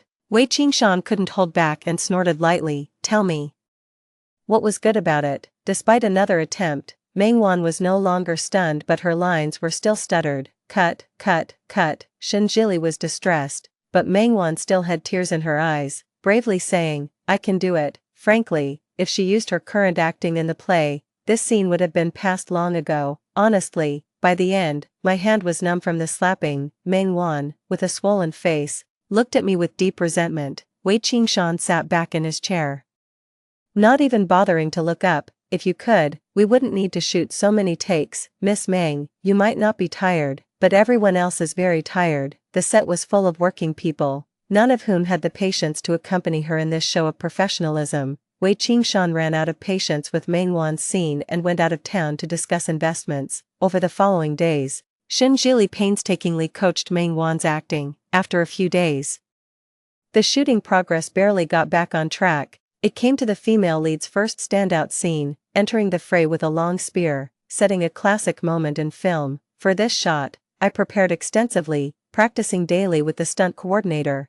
but the scene Shin Jili eventually presented, it was thoroughly mediocre. People often say that the camera lens has a certain warmth, and under Shin Jili's lens, Meng Wan always appeared as untouchable and serene as a saint, exuding a steadfast beauty. In my past life, I never believed it. I thought Shin Jili loved me, even comforting myself that it was merely because Meng Wan looked better on camera, because he loved her. I could never measure up to Meng Wan in his shots, but why, after giving so much, do I still lose to this elusive love? After several intense scenes with long spears, I was completely exhausted. "Let's stop here for today. We'll reshoot tomorrow." After everyone had left, Shin Jili came over to me, frowning, seemingly puzzled, and asked, "Are you not satisfied? We've already spent too much time on this scene." I suddenly stood up, stepped forward, almost falling due to my overstrained legs. Shin Jili moved to support me, but I shrugged off his hand, saying coldly, "Shin Jili, Distant Lands is your film, and this scene is a highlight for the female lead. Ask yourself, are you satisfied with today's shots?" Shin Jili remained silent. Eventually, I was too tired, and before leaving, I left him with one remark: "If you can get it right, I don't mind if you pretend I'm Meng Wan for a while." His expression froze on his face, and I whispered in his ear, "Do you really think you've hidden it well?" I don't know if Shin Jili took my words to heart that night, or if it was because Wei Qingshan had returned to the set. Nevertheless, the scene was finally completed perfectly, despite many setbacks. The long-term filming of intense martial arts scenes had severely strained my arms, but the set waits for no one, and I had to grit my teeth and continue shooting, so much so that when the wire rig failed, I didn't even have the strength to cling to anything. As I fell, I saw Shin Jili running towards Meng Wan without any hesitation. How could I not be heartbroken? I had known him for over 50 years, he was the person I relied on the most, yet I was never his first choice. When I hit the ground, I instinctively protected my face, an actor's livelihood, Distant Lands was my first step to changing my life, and I didn't want to lose this opportunity. I said I didn't care, but I was still caught in my obsessions. Everything gradually went dark. And when I woke up, I was in the hospital. Wei Qingshan was sitting by my bed. Looking exhausted, he sighed in relief when he saw me awake. After making sure I was okay, his voice rose. Yang Qing, how many lives do you think you have? Didn't the stunt coordinator teach you to protect the back of your head when falling? I knew I had been reckless and gave him a guilty smile. He got even angrier, pursed his lips, and finally let out a deep sigh. Yang Qing, nothing is more important than your life. Rest well. You will always be the leading lady of Distant Lands. It wasn't until the evening that Shinjili came to visit me. His concern seemed genuine as he looked at me, but I still felt sidelined. I had once thought he treated Mengwan like a sister, believing it was natural for a brother to dote on his sister, but that wasn't the case. I've never brought up the reason for our divorce because, after over 50 years together, even seeing the journal in front of me, I could hardly believe it. 50 years, thousands of days and nights. He was the person by my side. At the moment of life and death, he abandoned me, and only now have I finally given up. A surge of belated anger nearly overwhelmed me. I haven't experienced such intense emotional fluctuations in a long time. Thoughts that I had deeply suppressed surged forth like madness. His diary read, Wan, I am trying to love someone else. Qingqing is a good girl. Loving her is the best outcome for both of us, but I have failed. It turns out love cannot be forced. I often questioned myself, wondering if I really am so unworthy of love. It has been over 50 years, more than half of a lifetime. Was there ever a moment during that time when he truly had feelings for me? Yet, I ultimately asked nothing because it no longer mattered. It really didn't matter anymore. Shinjili, after we finish filming Distant Places, let's get a divorce. Shinjili looked at me incredulously, took a step forward, and grabbed my hand. Yang Qing, I can explain. I struggled to free myself from his grasp. The touch always reminded me of my ludicrous life. A nurse walked in, frowning at his expression. What is your relationship with the patient? She fell and hit the back of her head, suffered a concussion. If it had been any worse, you might not have been able to see her anymore. Only now did Shinjili seem to realize the seriousness of my injury. Qingqing, I didn't know. His tone was halting, filled with regret and fear. He hurriedly moved forward to check my injuries. His face twisted in pain when he saw the bruises. In the days that followed, Shinjili stayed by my side, regardless of my cold words. Sometimes, I would gaze at him, slightly lost in thought. In a past life, I underwent a surgery, and Shinjili postponed all his work to care for me for a whole year, which made me mistakenly believe he loved me. Love, however, cannot withstand comparisons. In front of Mengwan, I was always his second choice. 12. I recuperated in the hospital for a week. We could not delay filming Distant Places any longer, due to his guilt. Shinjili followed me closely after wrapping up the day's shoot. He seemed to think that my mention of divorce was just something said in anger, thinking he could easily coax me. Mengwan looked at Shinjili several times, but this time he firmly ignored her. He said Mengwan was just his sister, who had been frail since childhood, and he always thought to take extra care of her. He also said that we were married and that I was his wife, and he would try to love me more. I calculated the dates in the diary. This was the time he was trying to love me. Shinjili, love cannot be forced. His eyes struggled for a moment, but eventually settled into a faint smile. Yang Qing, I will treat you well. Since he was willing, I naturally had to seize this opportunity. The chance for director Shen to personally guide me in acting, after the makeup artist finished with me. Only he and I were left in the makeup room. This scene was where Chu Jinyan, emotionally disturbed and temporarily led astray, debates with the monk Lin Ning, how to be charming but not vulgar, to smile without losing dignity. I was honestly unsure. The woman in the mirror, with bright red lips and curled hair, dressed in a figure-hugging Chong Sam, did not look like me. I naturally have a stern face, with somewhat sharp eyes and brows. Such a seductive makeup was rarely tried by me. With a graceful sway, I stood up, grabbed Shinjili's tie, and pulled him closer, just inches apart. I breathed softly into his ear. You say the sea of suffering is boundless, why not personally liberate me, master? My lips unintentionally brushed his cheek, our breaths intertwining. Shinjili's breath was briefly chaotic, a flush spreading up from his ears. In my previous life, I never acted out of line in front of Shinjili. Books say that men who are incapable in certain aspects tend to be more sensitive, so I always carefully protected his self-esteem. I suppressed all physical desires, wishing only for a spiritual connection with him. In the end, it was all a joke. Director Shen, what do you think? I pushed Shinjili away, sat down on a chair, lit a cigarette, and asked indifferently. Through the swirling smoke, I saw Shinjili's murky eyes. After a long pause, his voice strained, ching-ching. After Distant Lands wraps up, let's be together properly. I will try hard to love you. Okay, how ridiculous. Why has loving me become something that requires effort? Unfortunately, I do not need this charity of love. I slowly exhaled a puff of smoke, my lips curling into a half-smile. But, Director Shen, I regret it. A man who have a sexual dysfunction is hardly a match for me. Unfortunately, someone happened to be passing by the door and overheard the conversation, rushing away quickly. Ironically, that person was quite a gossip, spreading the news of Shinjili's incompetence throughout the entire film industry. During the subsequent filming of Distant Places, everyone would exchange glances secretly when they thought no one was watching, under Shinjili's stern demeanor.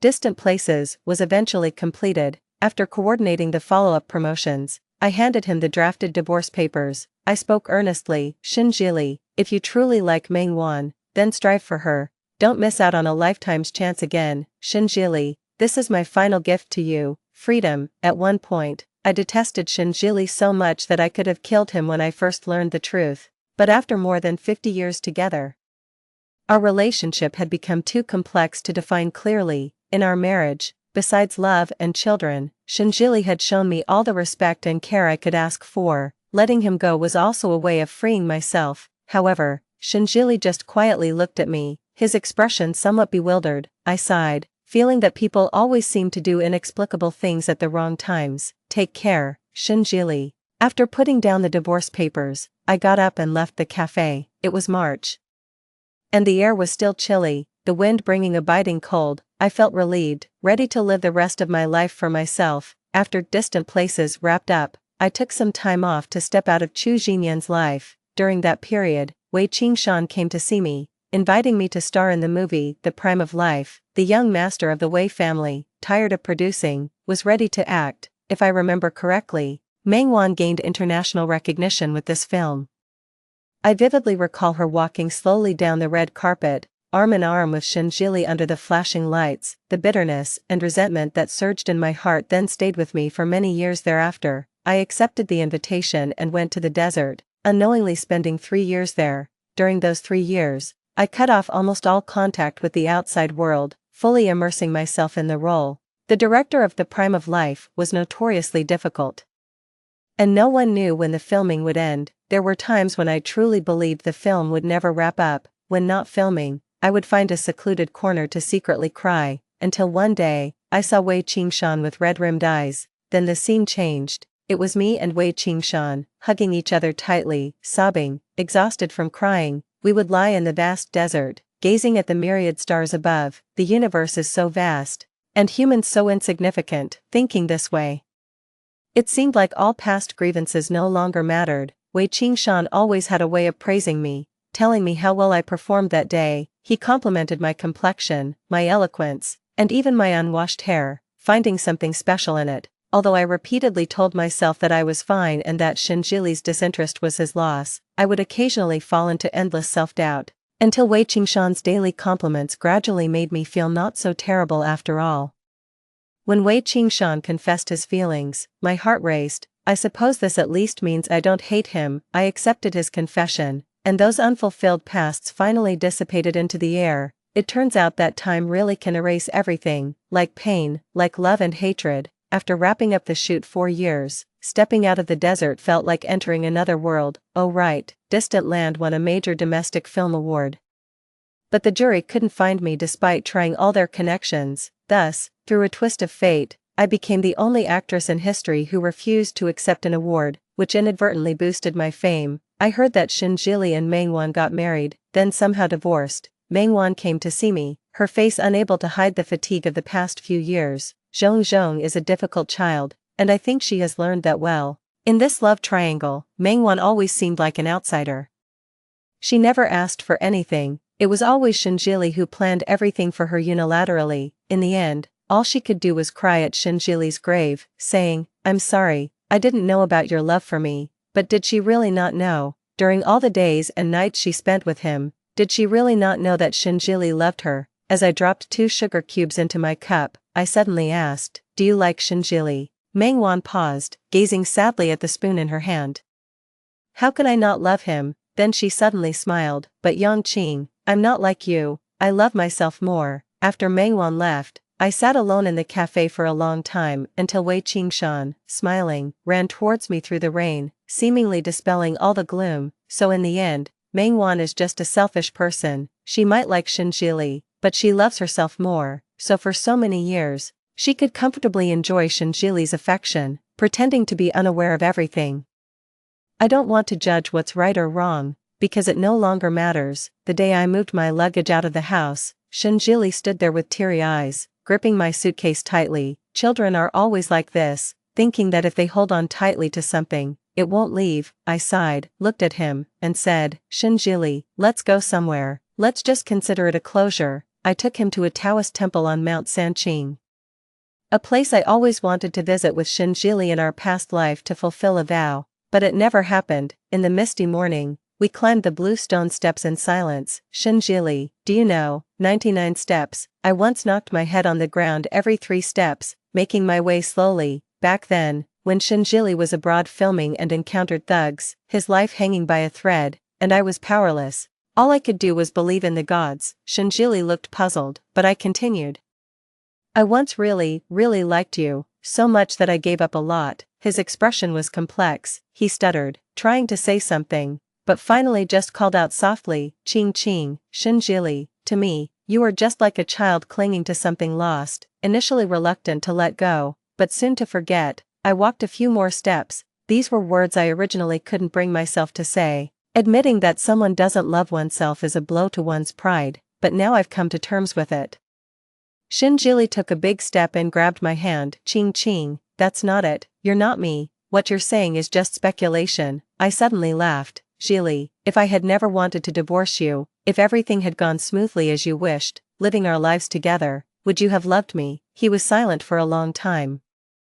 His expression pained, but he still murmured softly, rather than speaking to me. It seemed more like he was reassuring himself. "No, Qingqing, I do love you, I will realize that I love you." When we reached the summit, we encountered a Taoist priest who stopped us and offered to read our fortune for free. He looked at me, squinting his eyes, exuding an air of mystery. "The lady comes from afar, doesn't she?" I just smiled without speaking. Wanderers like him always tend to speak in riddles. The man gently shook the bell in his hand, it sounded as if coming from a distance. Shinjili and I stood at the center of a whirlwind, as the future swept towards us. From the male protagonist's perspective at the end, it seemed Shinjili had a very long dream, where he and Qingqing grew old together, mutually supporting each other through life. He remembered the day the will was exposed. Qingqing looked bewildered, surrounded by a crowd, utterly helpless. A dull pain echoed in his heart. He rushed forward wanting to deny it, but it was all in vain. As he tried to push through the crowd, he saw Yongqing kowtow on 99 steps for his safe return. He saw their family of 3, holding hands and walking on the lawn under the afternoon sun. At that time, his happiness was tangible, but such substantial happiness made him wildly imaginative. Shinjili studied film, and films are made of fictional stories, so he also crafted a distant dream for himself. He did like Meng Wan. But it was merely the flutter of an initial crush. Often things unattained seem more precious. Thus, under his day-to-day fantasizing, this affection became tragically deep, and he could no longer see the people beside him. Awakening from his great dream was like being reborn. 25-year-old Yongqing stood in front of him, head bowed, chanting scriptures, but the person she prayed for protection was no longer him. Shinjili. When he saw Yongqing again, it was in the film industry. Surrounded by people, she stepped down from a high place, no unnecessary adornments, for she was a synonym for light itself. Yet, upon seeing the man beside her, she smiled softly and took his arm. She was meant to shine brightly, it was just her love that blinded him. Shinjili sipped his drink with a bitter smile and walked into the night. He could have lived a very happy life, but he ultimately destroyed it himself. From then on, in his long life, he was alone. Story 2. The year was filled with sheer resentment. Whenever I held hands with my husband, he would coldly shake me off. It wasn't until after his death that a barrage of messages appeared before my eyes. The male protagonist is so stubborn, never admitting he has a skin starvation disorder. Now, he has perished in his unfulfilled desires. The male protagonist kept a diary. One glance by the female protagonist could embarrass him back to life. The diary is hidden in the fourth drawer from the left in his study. I opened the drawer and, to my surprise, there really was a diary. Beneath the diary, there was also a medical record. It belonged to Pei Wang, diagnosed with severe skin starvation disorder. The doctor's note read, "Physical contact with loved ones can alleviate the condition." The messages commented, "His illness is as endless as Qin Shi Huang swinging on a swing. You should take some medicine." Male protagonist: "Too bad he's a strong man, wouldn't touch the female protagonist even if sparks flew. Marrying Pei Wang was an accident. My father's company went bankrupt, and everyone around us scattered." Out of nowhere, Pei Wang swooped in and acquired the failing company. In tears of gratitude, my father offered me to Pei Wang as a gift, but Pei Wang gave my father 30 million and married me officially. I was forced to break up with my then-boyfriend. For the next 3 years, Pei Wang and I respected each other but lived separate lives. He was cold and abstinent by day. At night, he would sneak into my bed while I slept. He did nothing but lay rigidly beside me. I was content not having to consummate our marriage, until I saw him sleeping with my skirt in his arms. Frightened, I slapped him. "Pei Wang, you're disgusting." His face turned deathly pale, and he fled. 3 days later, Pei Wang slit his wrists in the bathtub. Pei Wang's family doctor said, "Mr. Pei suffered greatly before his death. The warm water prevented his wrists from scabbing over, and his condition, when unalleviated, made him lose all hope for life. Mr. Pei always found his illness repulsive and asked me to keep it a secret from you." I opened Pei Wang's diary. "My wife slapped me. I was so happy, but then I woke up and realized it was just a dream. My wife smiled at me today. I'll reward myself with her photo. Xiaoning slapped me. I wanted to kiss her hand, but she wants to divorce me. My world is ending." I closed the diary. The messages crazily scrolled before my eyes. Pei Wang's spirit has come to say goodbye to the female lead. Too bad she can't see him. She only knows she will never see Pei Wang alive again. Pei Wang sees her crying, wants to hug her, but now he's just a wisp of a soul, unable to embrace his love. I stood up, wanting to embrace Pei Wang, but all that remained in my arms was a wisp of breeze. When I opened my eyes again, I was in the familiar bedroom, but the bedding was not the usual plain colors, but bright red silk sheets. The messages slid past. Did the female protagonist travel back to their wedding night? Are they redoing the story? Hopefully, the ending won't be the same. I remembered, this was the point where Pei Wang and I had a wedding in the church with no vows and no guests. After the wedding, Pei Wang sent me home, leaving me with a black card and his indifferent back. "The company needs me to work overtime. Take care of yourself." At that time, I felt, to him, work was more important than me, and I was just a canary he had bought with money. From that day on, we embarked on a marriage that was in name only for 3 years. I hadn't yet taken off my wedding dress and high heels. Dressed like this, I went after Pei Wang. It was gloomy outside, and it was raining. I hailed a taxi and arrived at Pei Wang's company. I looked up at the towering 68-story office building before me, a business empire built from scratch by Pei Wang. But he was so foolish, for just because of a word from me, he gave up his life of power and influence. I walked into the office building, but I didn't even know where his office was. The receptionist asked me who I was looking for. I said, "Pei Wang." She smiled at me. "You need an appointment to see President Pei." I smiled back. "I'm his wife." Pei Wang arrived quickly. Upon seeing me, he approached calmly and composed. The screen displayed. When the male protagonist received the call at the reception, he incredulously asked several times, "Who is looking for me?" "My wife." Before he came down, he even sprayed some perfume on himself and kept fixing his hair in front of his phone screen. The male protagonist meeting his wife is like a peacock spreading its feathers. Pei Wang stood before me, his demeanor cool and detached. "What brings you here?" He was dressed in an impeccably tailored, luxurious suit, his hair perfectly groomed. His face was devastatingly handsome, more refined and beautiful than AI modeling. I moved into Pei Wang's embrace and wrapped my arms around his waist, my ear against his chest. I could hear the clear beating of his heart. This was Pei Wang. Pei Wang, alive and real. "Do you know how much I've wanted to see you?" All the grievances poured out at that moment. my tears wetting the shirt on his chest. Pei Wang's composed facade shattered, his voice trembled slightly. What happened? I hugged Pei Wang even tighter. I missed you so much. But he pushed me away. He turned, straightening his clothes. Let's go upstairs to talk. I stood still. He looked down and saw my bare feet. Pei Wang hesitated for a moment, then lifted me up with one arm. The screen went wild with comments. Wow, is the male protagonist king? Who else would do a one-arm princess carry? During the hug, the male protagonist must have been tired from sticking out his butt, afraid of scaring the girl away. It's the first time the male protagonist is so close to the female protagonist. He must think she smells so good. He's ecstatic inside. I never expected Pei Wang to have this side. In Pei Wang's office, located on the top floor with a river view.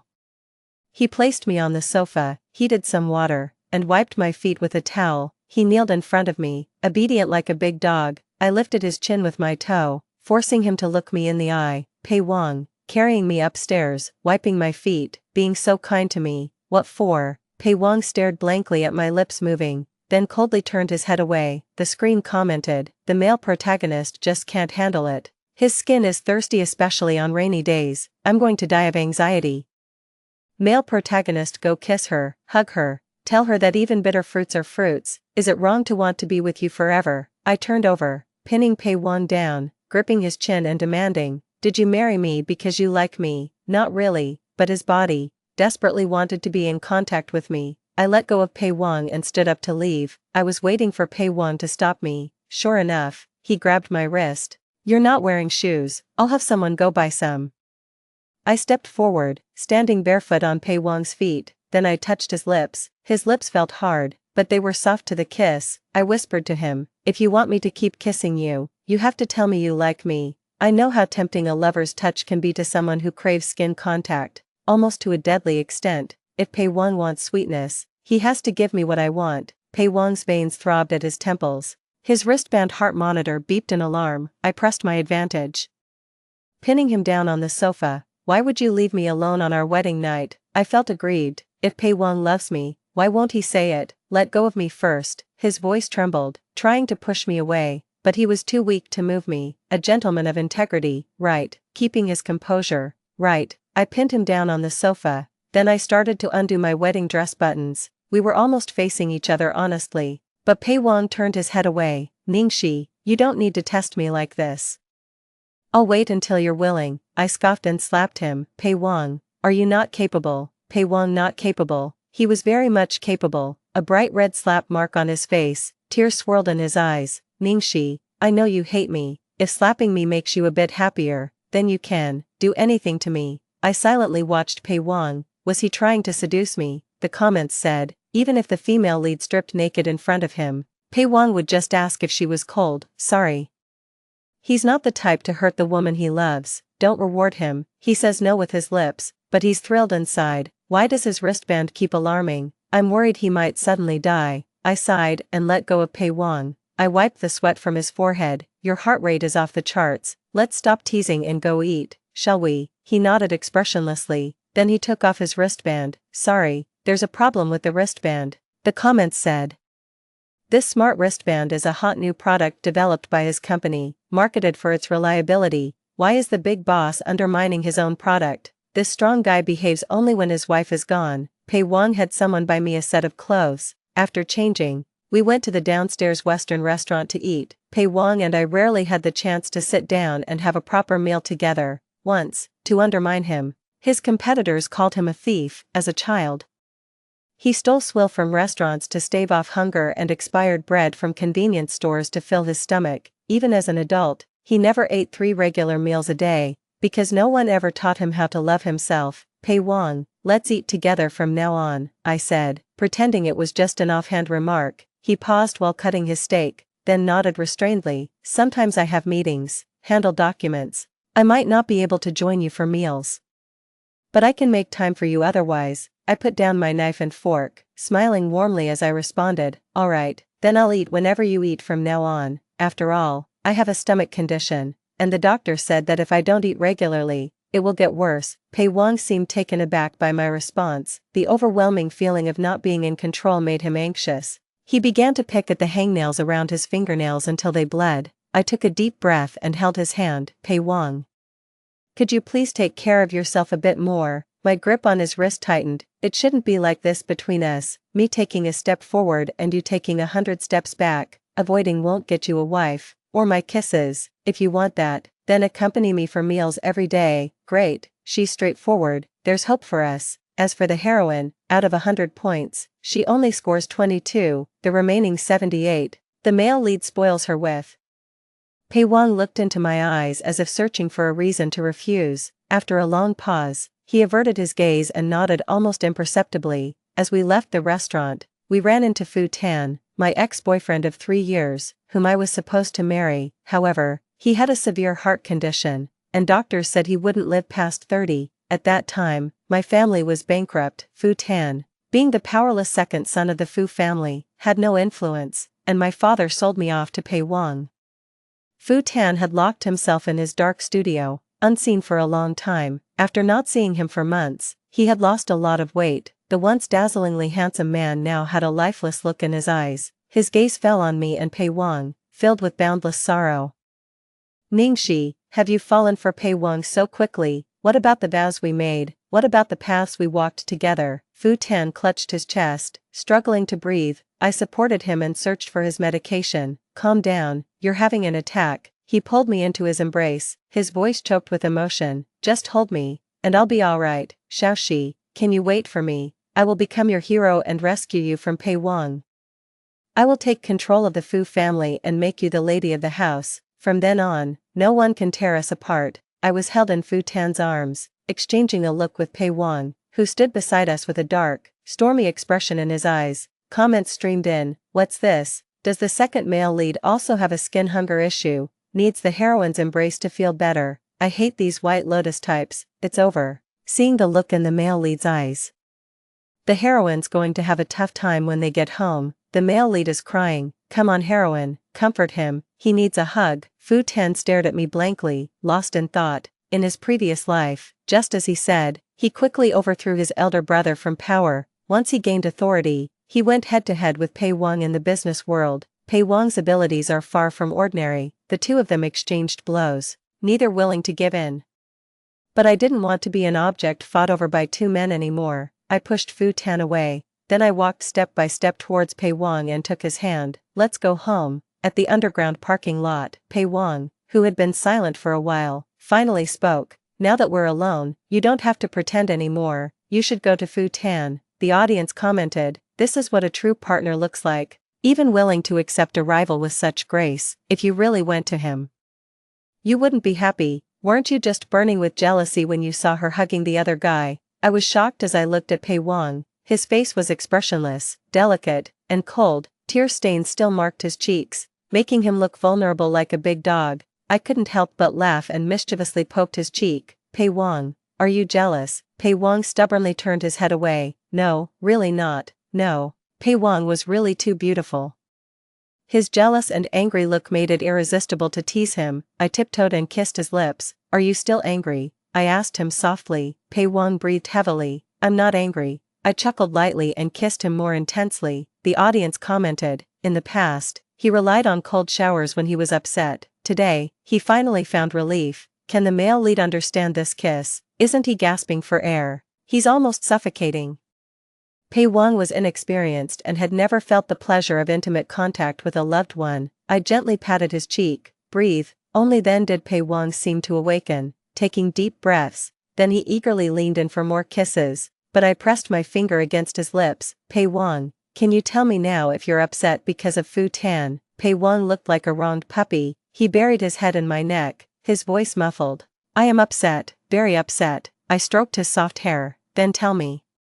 What do you want me to do? I want you to only look at me, hold me, kiss me. I held Pei Wang's face seriously and told him, see, isn't it much better to express your thoughts when you're angry and don't tell me? I can't make you feel better. If you're sad and keep it inside, I won't know to comfort you. Pei Wang nodded groggily, like a child dazed by happiness. I pinched his cheek. Good boy, baby. The audience went wild. Turns out you don't need to go to Panhong Garden to train a dog. The female lead is the master. Please release a dog training manual. Will the male lead call her wife or master from now on? Me. After getting caught in the rain, I came home and developed a fever. The doctor gave me a fever-reducing injection, and I drifted off into a heavy sleep. Pei Wang gazed at the sleeping figure before him, as if he were worshipping Aphrodite on Mount Olympus, the goddess. Betrothed to the ugly and flawed Hephaestus by Zeus, Pei Wang felt that he, a broken man, was unworthy of such a divine woman. On this damp, rainy day, his skin felt as though countless ants were gnawing at his flesh and sanity. He was despicable, shameless, and vile, he thought to himself. Since Ningxi is asleep, she won't see this disgusting side of me. He curled up on the adjacent sofa, indulging himself. Finally, Pei Wang regained his composure. He stood up and straightened his clothes. In the full-length mirror, he looked restrained, proper, and gently warm. This version of Pei Wang wasn't filthy or repulsive, but when his eyes met mine, Pei Wang's face turned deathly pale. "When did you wake up?" he asked. The comments flashed. "She's been awake since you called her name." "Oh no, I've spent money. Why is it all just talk? Don't just focus on yourself, remember the female lead too." I looked at Pei Wang with a playful smile. "What were you just doing? Why is your face so red?" "Exercising my body," he replied. I barely held back a laugh. "So, when will you let me check the results?" Pei Wang dashed out of the bedroom, fleeing the scene. The comments continued. "What kind of man are you? I'm in a hurry. Can you two just go to the bedroom already?" I sighed. Pei Wang really was difficult to win over. As the illness slowly receded like pulling silk, Pei Wang stayed home to care for me for several days. Throughout, I tried every trick in the book, but he never lost control in front of me. The comments said, the male lead, to hide his illness, ignored doctor's advice and took lots of medicine. The male lead is too insecure, he can't accept his illness, he desperately wants to be perfect in front of the female lead. Recently, the second male lead has been provoking him, and in anger, the male lead took him to a villa in the suburbs. He's been irritable from the medication these past few days, but he wants to be a good boy in front of the female lead, so he vents his anger on the second male lead instead. Watching the comments, I fell into deep thought. Pei Wang, in his past life, had shown strong possessiveness towards me. At a business gathering, I met Fu Tan. Fu Tan shattered a wine glass, spilling red wine on me. As Fu Tan helped me clean the stain, I glanced at Pei Wang, who had a stern face, and I politely declined Fu Tan's help. Unexpectedly, that smile drove Pei Wang mad. He and Fu Tan started fighting, almost as if he was fighting for his life, pinning Fu Tan to the ground and hitting him. This side of Pei Wang was too obsessive and extreme. Pei Wang should be in the study at this time. When I pushed open the door, a sickly sweet scent hit me. Pei Wang was at his desk, working on documents. "What's that smell in the room?" I asked. He hesitated in his response. The comments explained, it's medicine for his skin condition. The oral medicine he used before no longer works. Only this inhalable type can alleviate his symptoms now. This kind of medicine can become addictive if used too much. I frowned and opened the windows of the study. Fresh air entered, clearing much of the scent. I walked over to Pei Wang. He sat motionless in his chair, with documents still laid out on his desk. I looked down at Pei Wang's suit pants. Is this how Pei Wang handles his business? His energy really is boundless. With a playful smile, I embraced him, their fingers interlocked. "Is the medicine effective, or am I, what did you say?" I asked him again. "Why didn't you tell me when you were sick?" Pei Wang's blood seemed to stop flowing. "You already know." "I'm sorry, really sorry. I know I'm disgusting. I am like an unworthy dog, with such a disgusting disease. Don't leave me. Don't divorce me." Pei Wang's emotions teetered on the brink of collapse, fragile as if they would shatter at a touch. I seriously said to him, "Pei Wang, you are beautiful. I really like your appearance, your waist and abdominal muscles also feel great to touch." I wrapped my arms around his waist, and, "I don't mind being close to you." Pei Wang looked at me in shock. "You, like me?" I kissed his fingertips. "If I didn't like you, why would I kiss you and hold you?" "But, Fu Tan said you love him more. If you lose interest in me later, you will abandon me." Pei Wang's tone carried a grievance he himself did not notice. I pinched his earlobe. "Are you so afraid I'll leave you and abandon you? Are you afraid that if I go, there will be no one to treat your illness?" He spoke hesitantly. "I like you, not just out of physical desire. I've always known." I've read Pei Wang's diary. We attended the same middle and high schools. He was that odd one in class who wrote his homework with a pencil. Classmates mocked him for not even being able to afford a notebook. Yet, he was always first in every exam, during my chaotic and messy school days. I dated one boy after another, but never noticed that a quiet, subtle gaze had always been watching me. Pei Wang, why would you like someone as messed up as me? I eagerly looked at Pei Wang, hoping he would compliment me more, but after a long struggle, he only managed 6 words, "You're not bad, you're very good." The comments said, the male lead is obsessed with the female lead because she has captured his heart. To be fair, although the female lead is a bit of a flirt, she is kind-hearted and attractive, and such a brooding boy is easily smitten by a blazing sun like her. Woo woo woo woo. The sisters at the scene leave a string of mysterious numbers, 999969. Just as the atmosphere was getting ambiguous, my phone rang. It was an unknown number. I answered the call. On the other end was Fu Tan's weak voice. Xiaoxi, where are you? Pei Wang is too dangerous. Pack up. I'll take you away. Pei Wang beneath me instantly turned pale. I asked Fu Tan. What happened? I was locked in his remote mountain villa by Pei Wang. Today I took advantage of a lapse in the guard and hid in the villa's basement. There is a pitch-black iron cage there. The walls are covered with your photos. The earliest one is from your first year of high school. The latest one is from a month ago. He has been watching you. I looked at Pei Wang with questioning eyes. Is this true? Pei Wang shook his head helplessly. His eyes filled with panic. I chuckled. That's scary. From the other end of the phone came Fu Tan's voice. Don't come here, let me go. It seemed Pei Wang's men had captured Fu Tan. I hung up the phone, looking at Pei Wang. Do you have anything to explain to me? Pei Wang's eyes were full of defeat and despair, crying and then laughing. He held me tight in his arms, fiercely saying, Ningxi, are you afraid of me, despise me, and want to leave me? I'm telling you, it's impossible, even in death. You'll have to stay with me in the same urn, liar.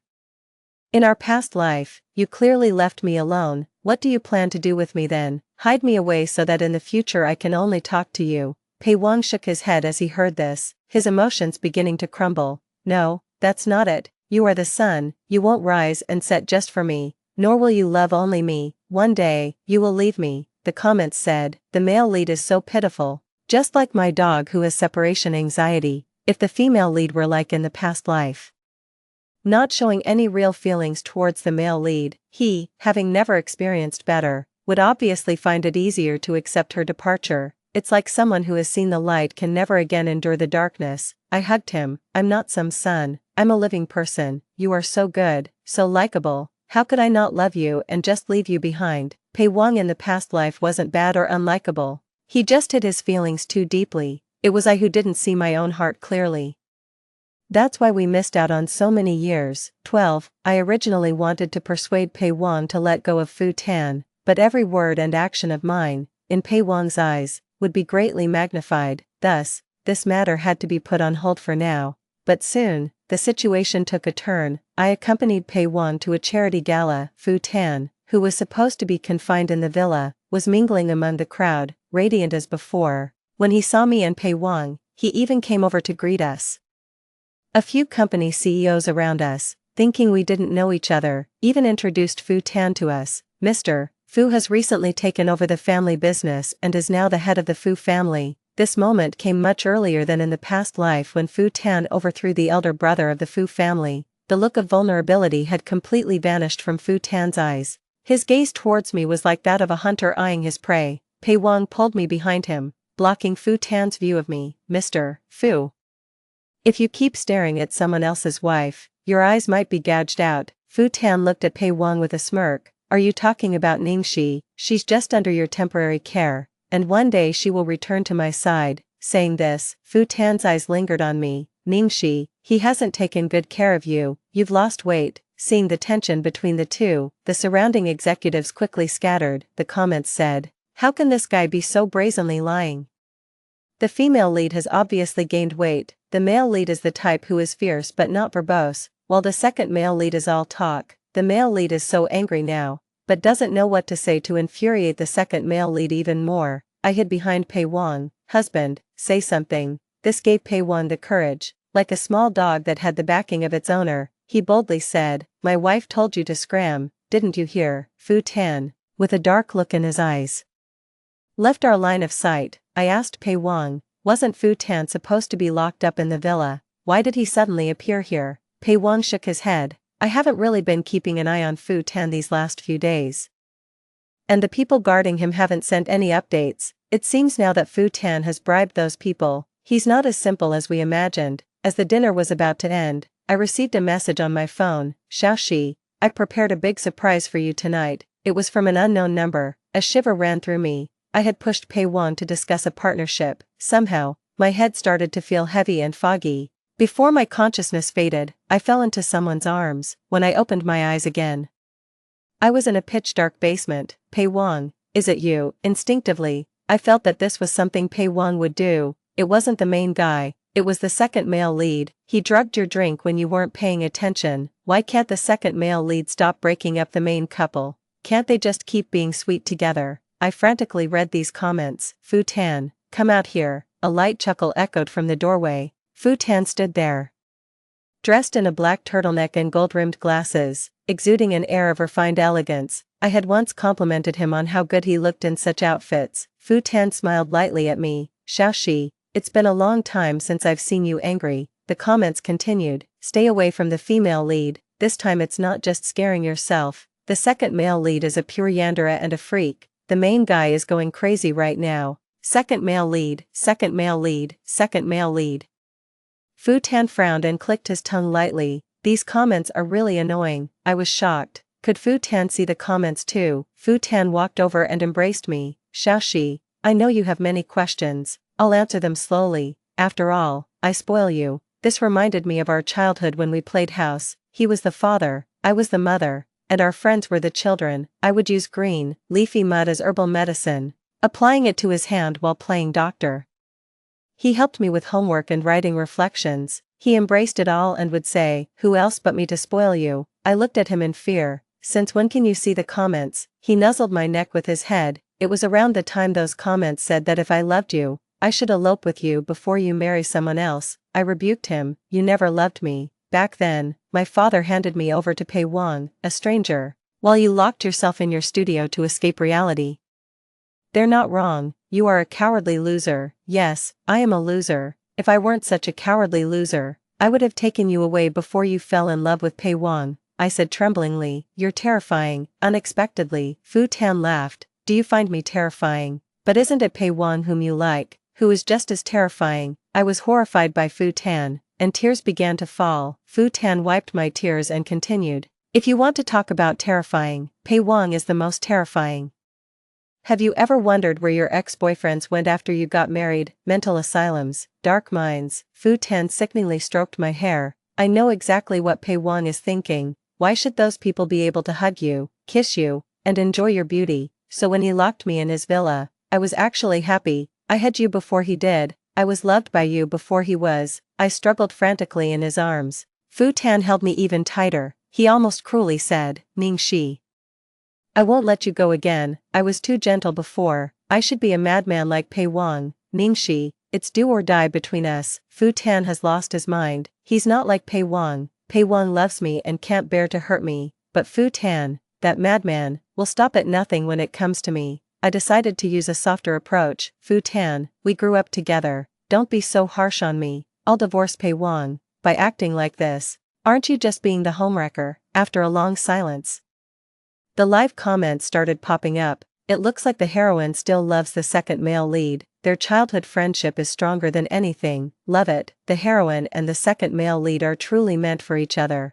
I hope he can be with her. Fu Tan saw these comments too. He quietly repeated the words from the comments. Childhood friends, a bond stronger than gold. Just when I thought the comments had calmed him down, he suddenly burst into laughter, waving his arms wildly as if to chase away the words. You're all lying to me. Fu Tan embraced me wildly, as if trying to merge me into his very flesh. I broke down crying, struggling frantically. The iron door of the basement crashed down with a loud bang. A figure appeared against the light, like a warrior descending from the heavens, kicking Fu Tan against the wall. Fu Tan, curled up on the ground, spat out a few blood-stained teeth. Before he passed out, he muttered, I'm not a coward. Ningxi and I are the perfect match. I sat in Pei Wang's car, feeling wronged. Why did you only come to find me now? Pei Wang's eyes were red with blood vessels. When you disappeared, you left me a breakup note, remembering how kind you'd been to me, your smiles. I thought you were just flattering me, making me lower my guard. I thought you had abandoned me, the comments said. The heroine shouldn't misunderstand the male lead. He slit his wrists after the second male lead kidnapped you. On the brink of death, he felt you crying and immediately fought to live. The male lead hasn't even bandaged his wrists, and here you are stabbing him in the heart again. Only then did I notice. Pei Wang's wrists were covered with crisscross scars. I remembered a past life. He lay in the bathtub, cold and stiff, lifeless, eventually turning into a pile of cold ashes. I covered my mouth, holding back tears. Pei Wang held me. His tone gentle. Thank you, Ningxi, thank you for not abandoning me. Outside the car window, the bleak landscape swiftly receded. Pei Wang and I embraced in the car. We were slowly moving toward a future full of blossoming flowers. I need her to tell me herself that she hates me and doesn't want me. Only then would I willingly die. Today, my illness flared up again, but I dare not tell Ningxi. When I'm sick, I become like a wild beast unaware of hunger or thirst. I suppress my filthy thoughts. Taking advantage of Ningxi's deep sleep, I quietly climbed into bed. Fortunately, I could see Ningxi, I could smell her scent. In the 3rd year of marriage to my wife, we held a belated wedding ceremony. It was the same church and the same stodgy priest as before, but this time, there were flowers, guests, vows of everlasting fidelity, and my Ningxi, who loves me, Ningxi, who loves me, Ningxi, who loves me, Ningxi, who loves me, Ningxi, who loves me, Ningxi, who loves me, Ningxi, who loves me, Ningxi, who loves me, Ningxi.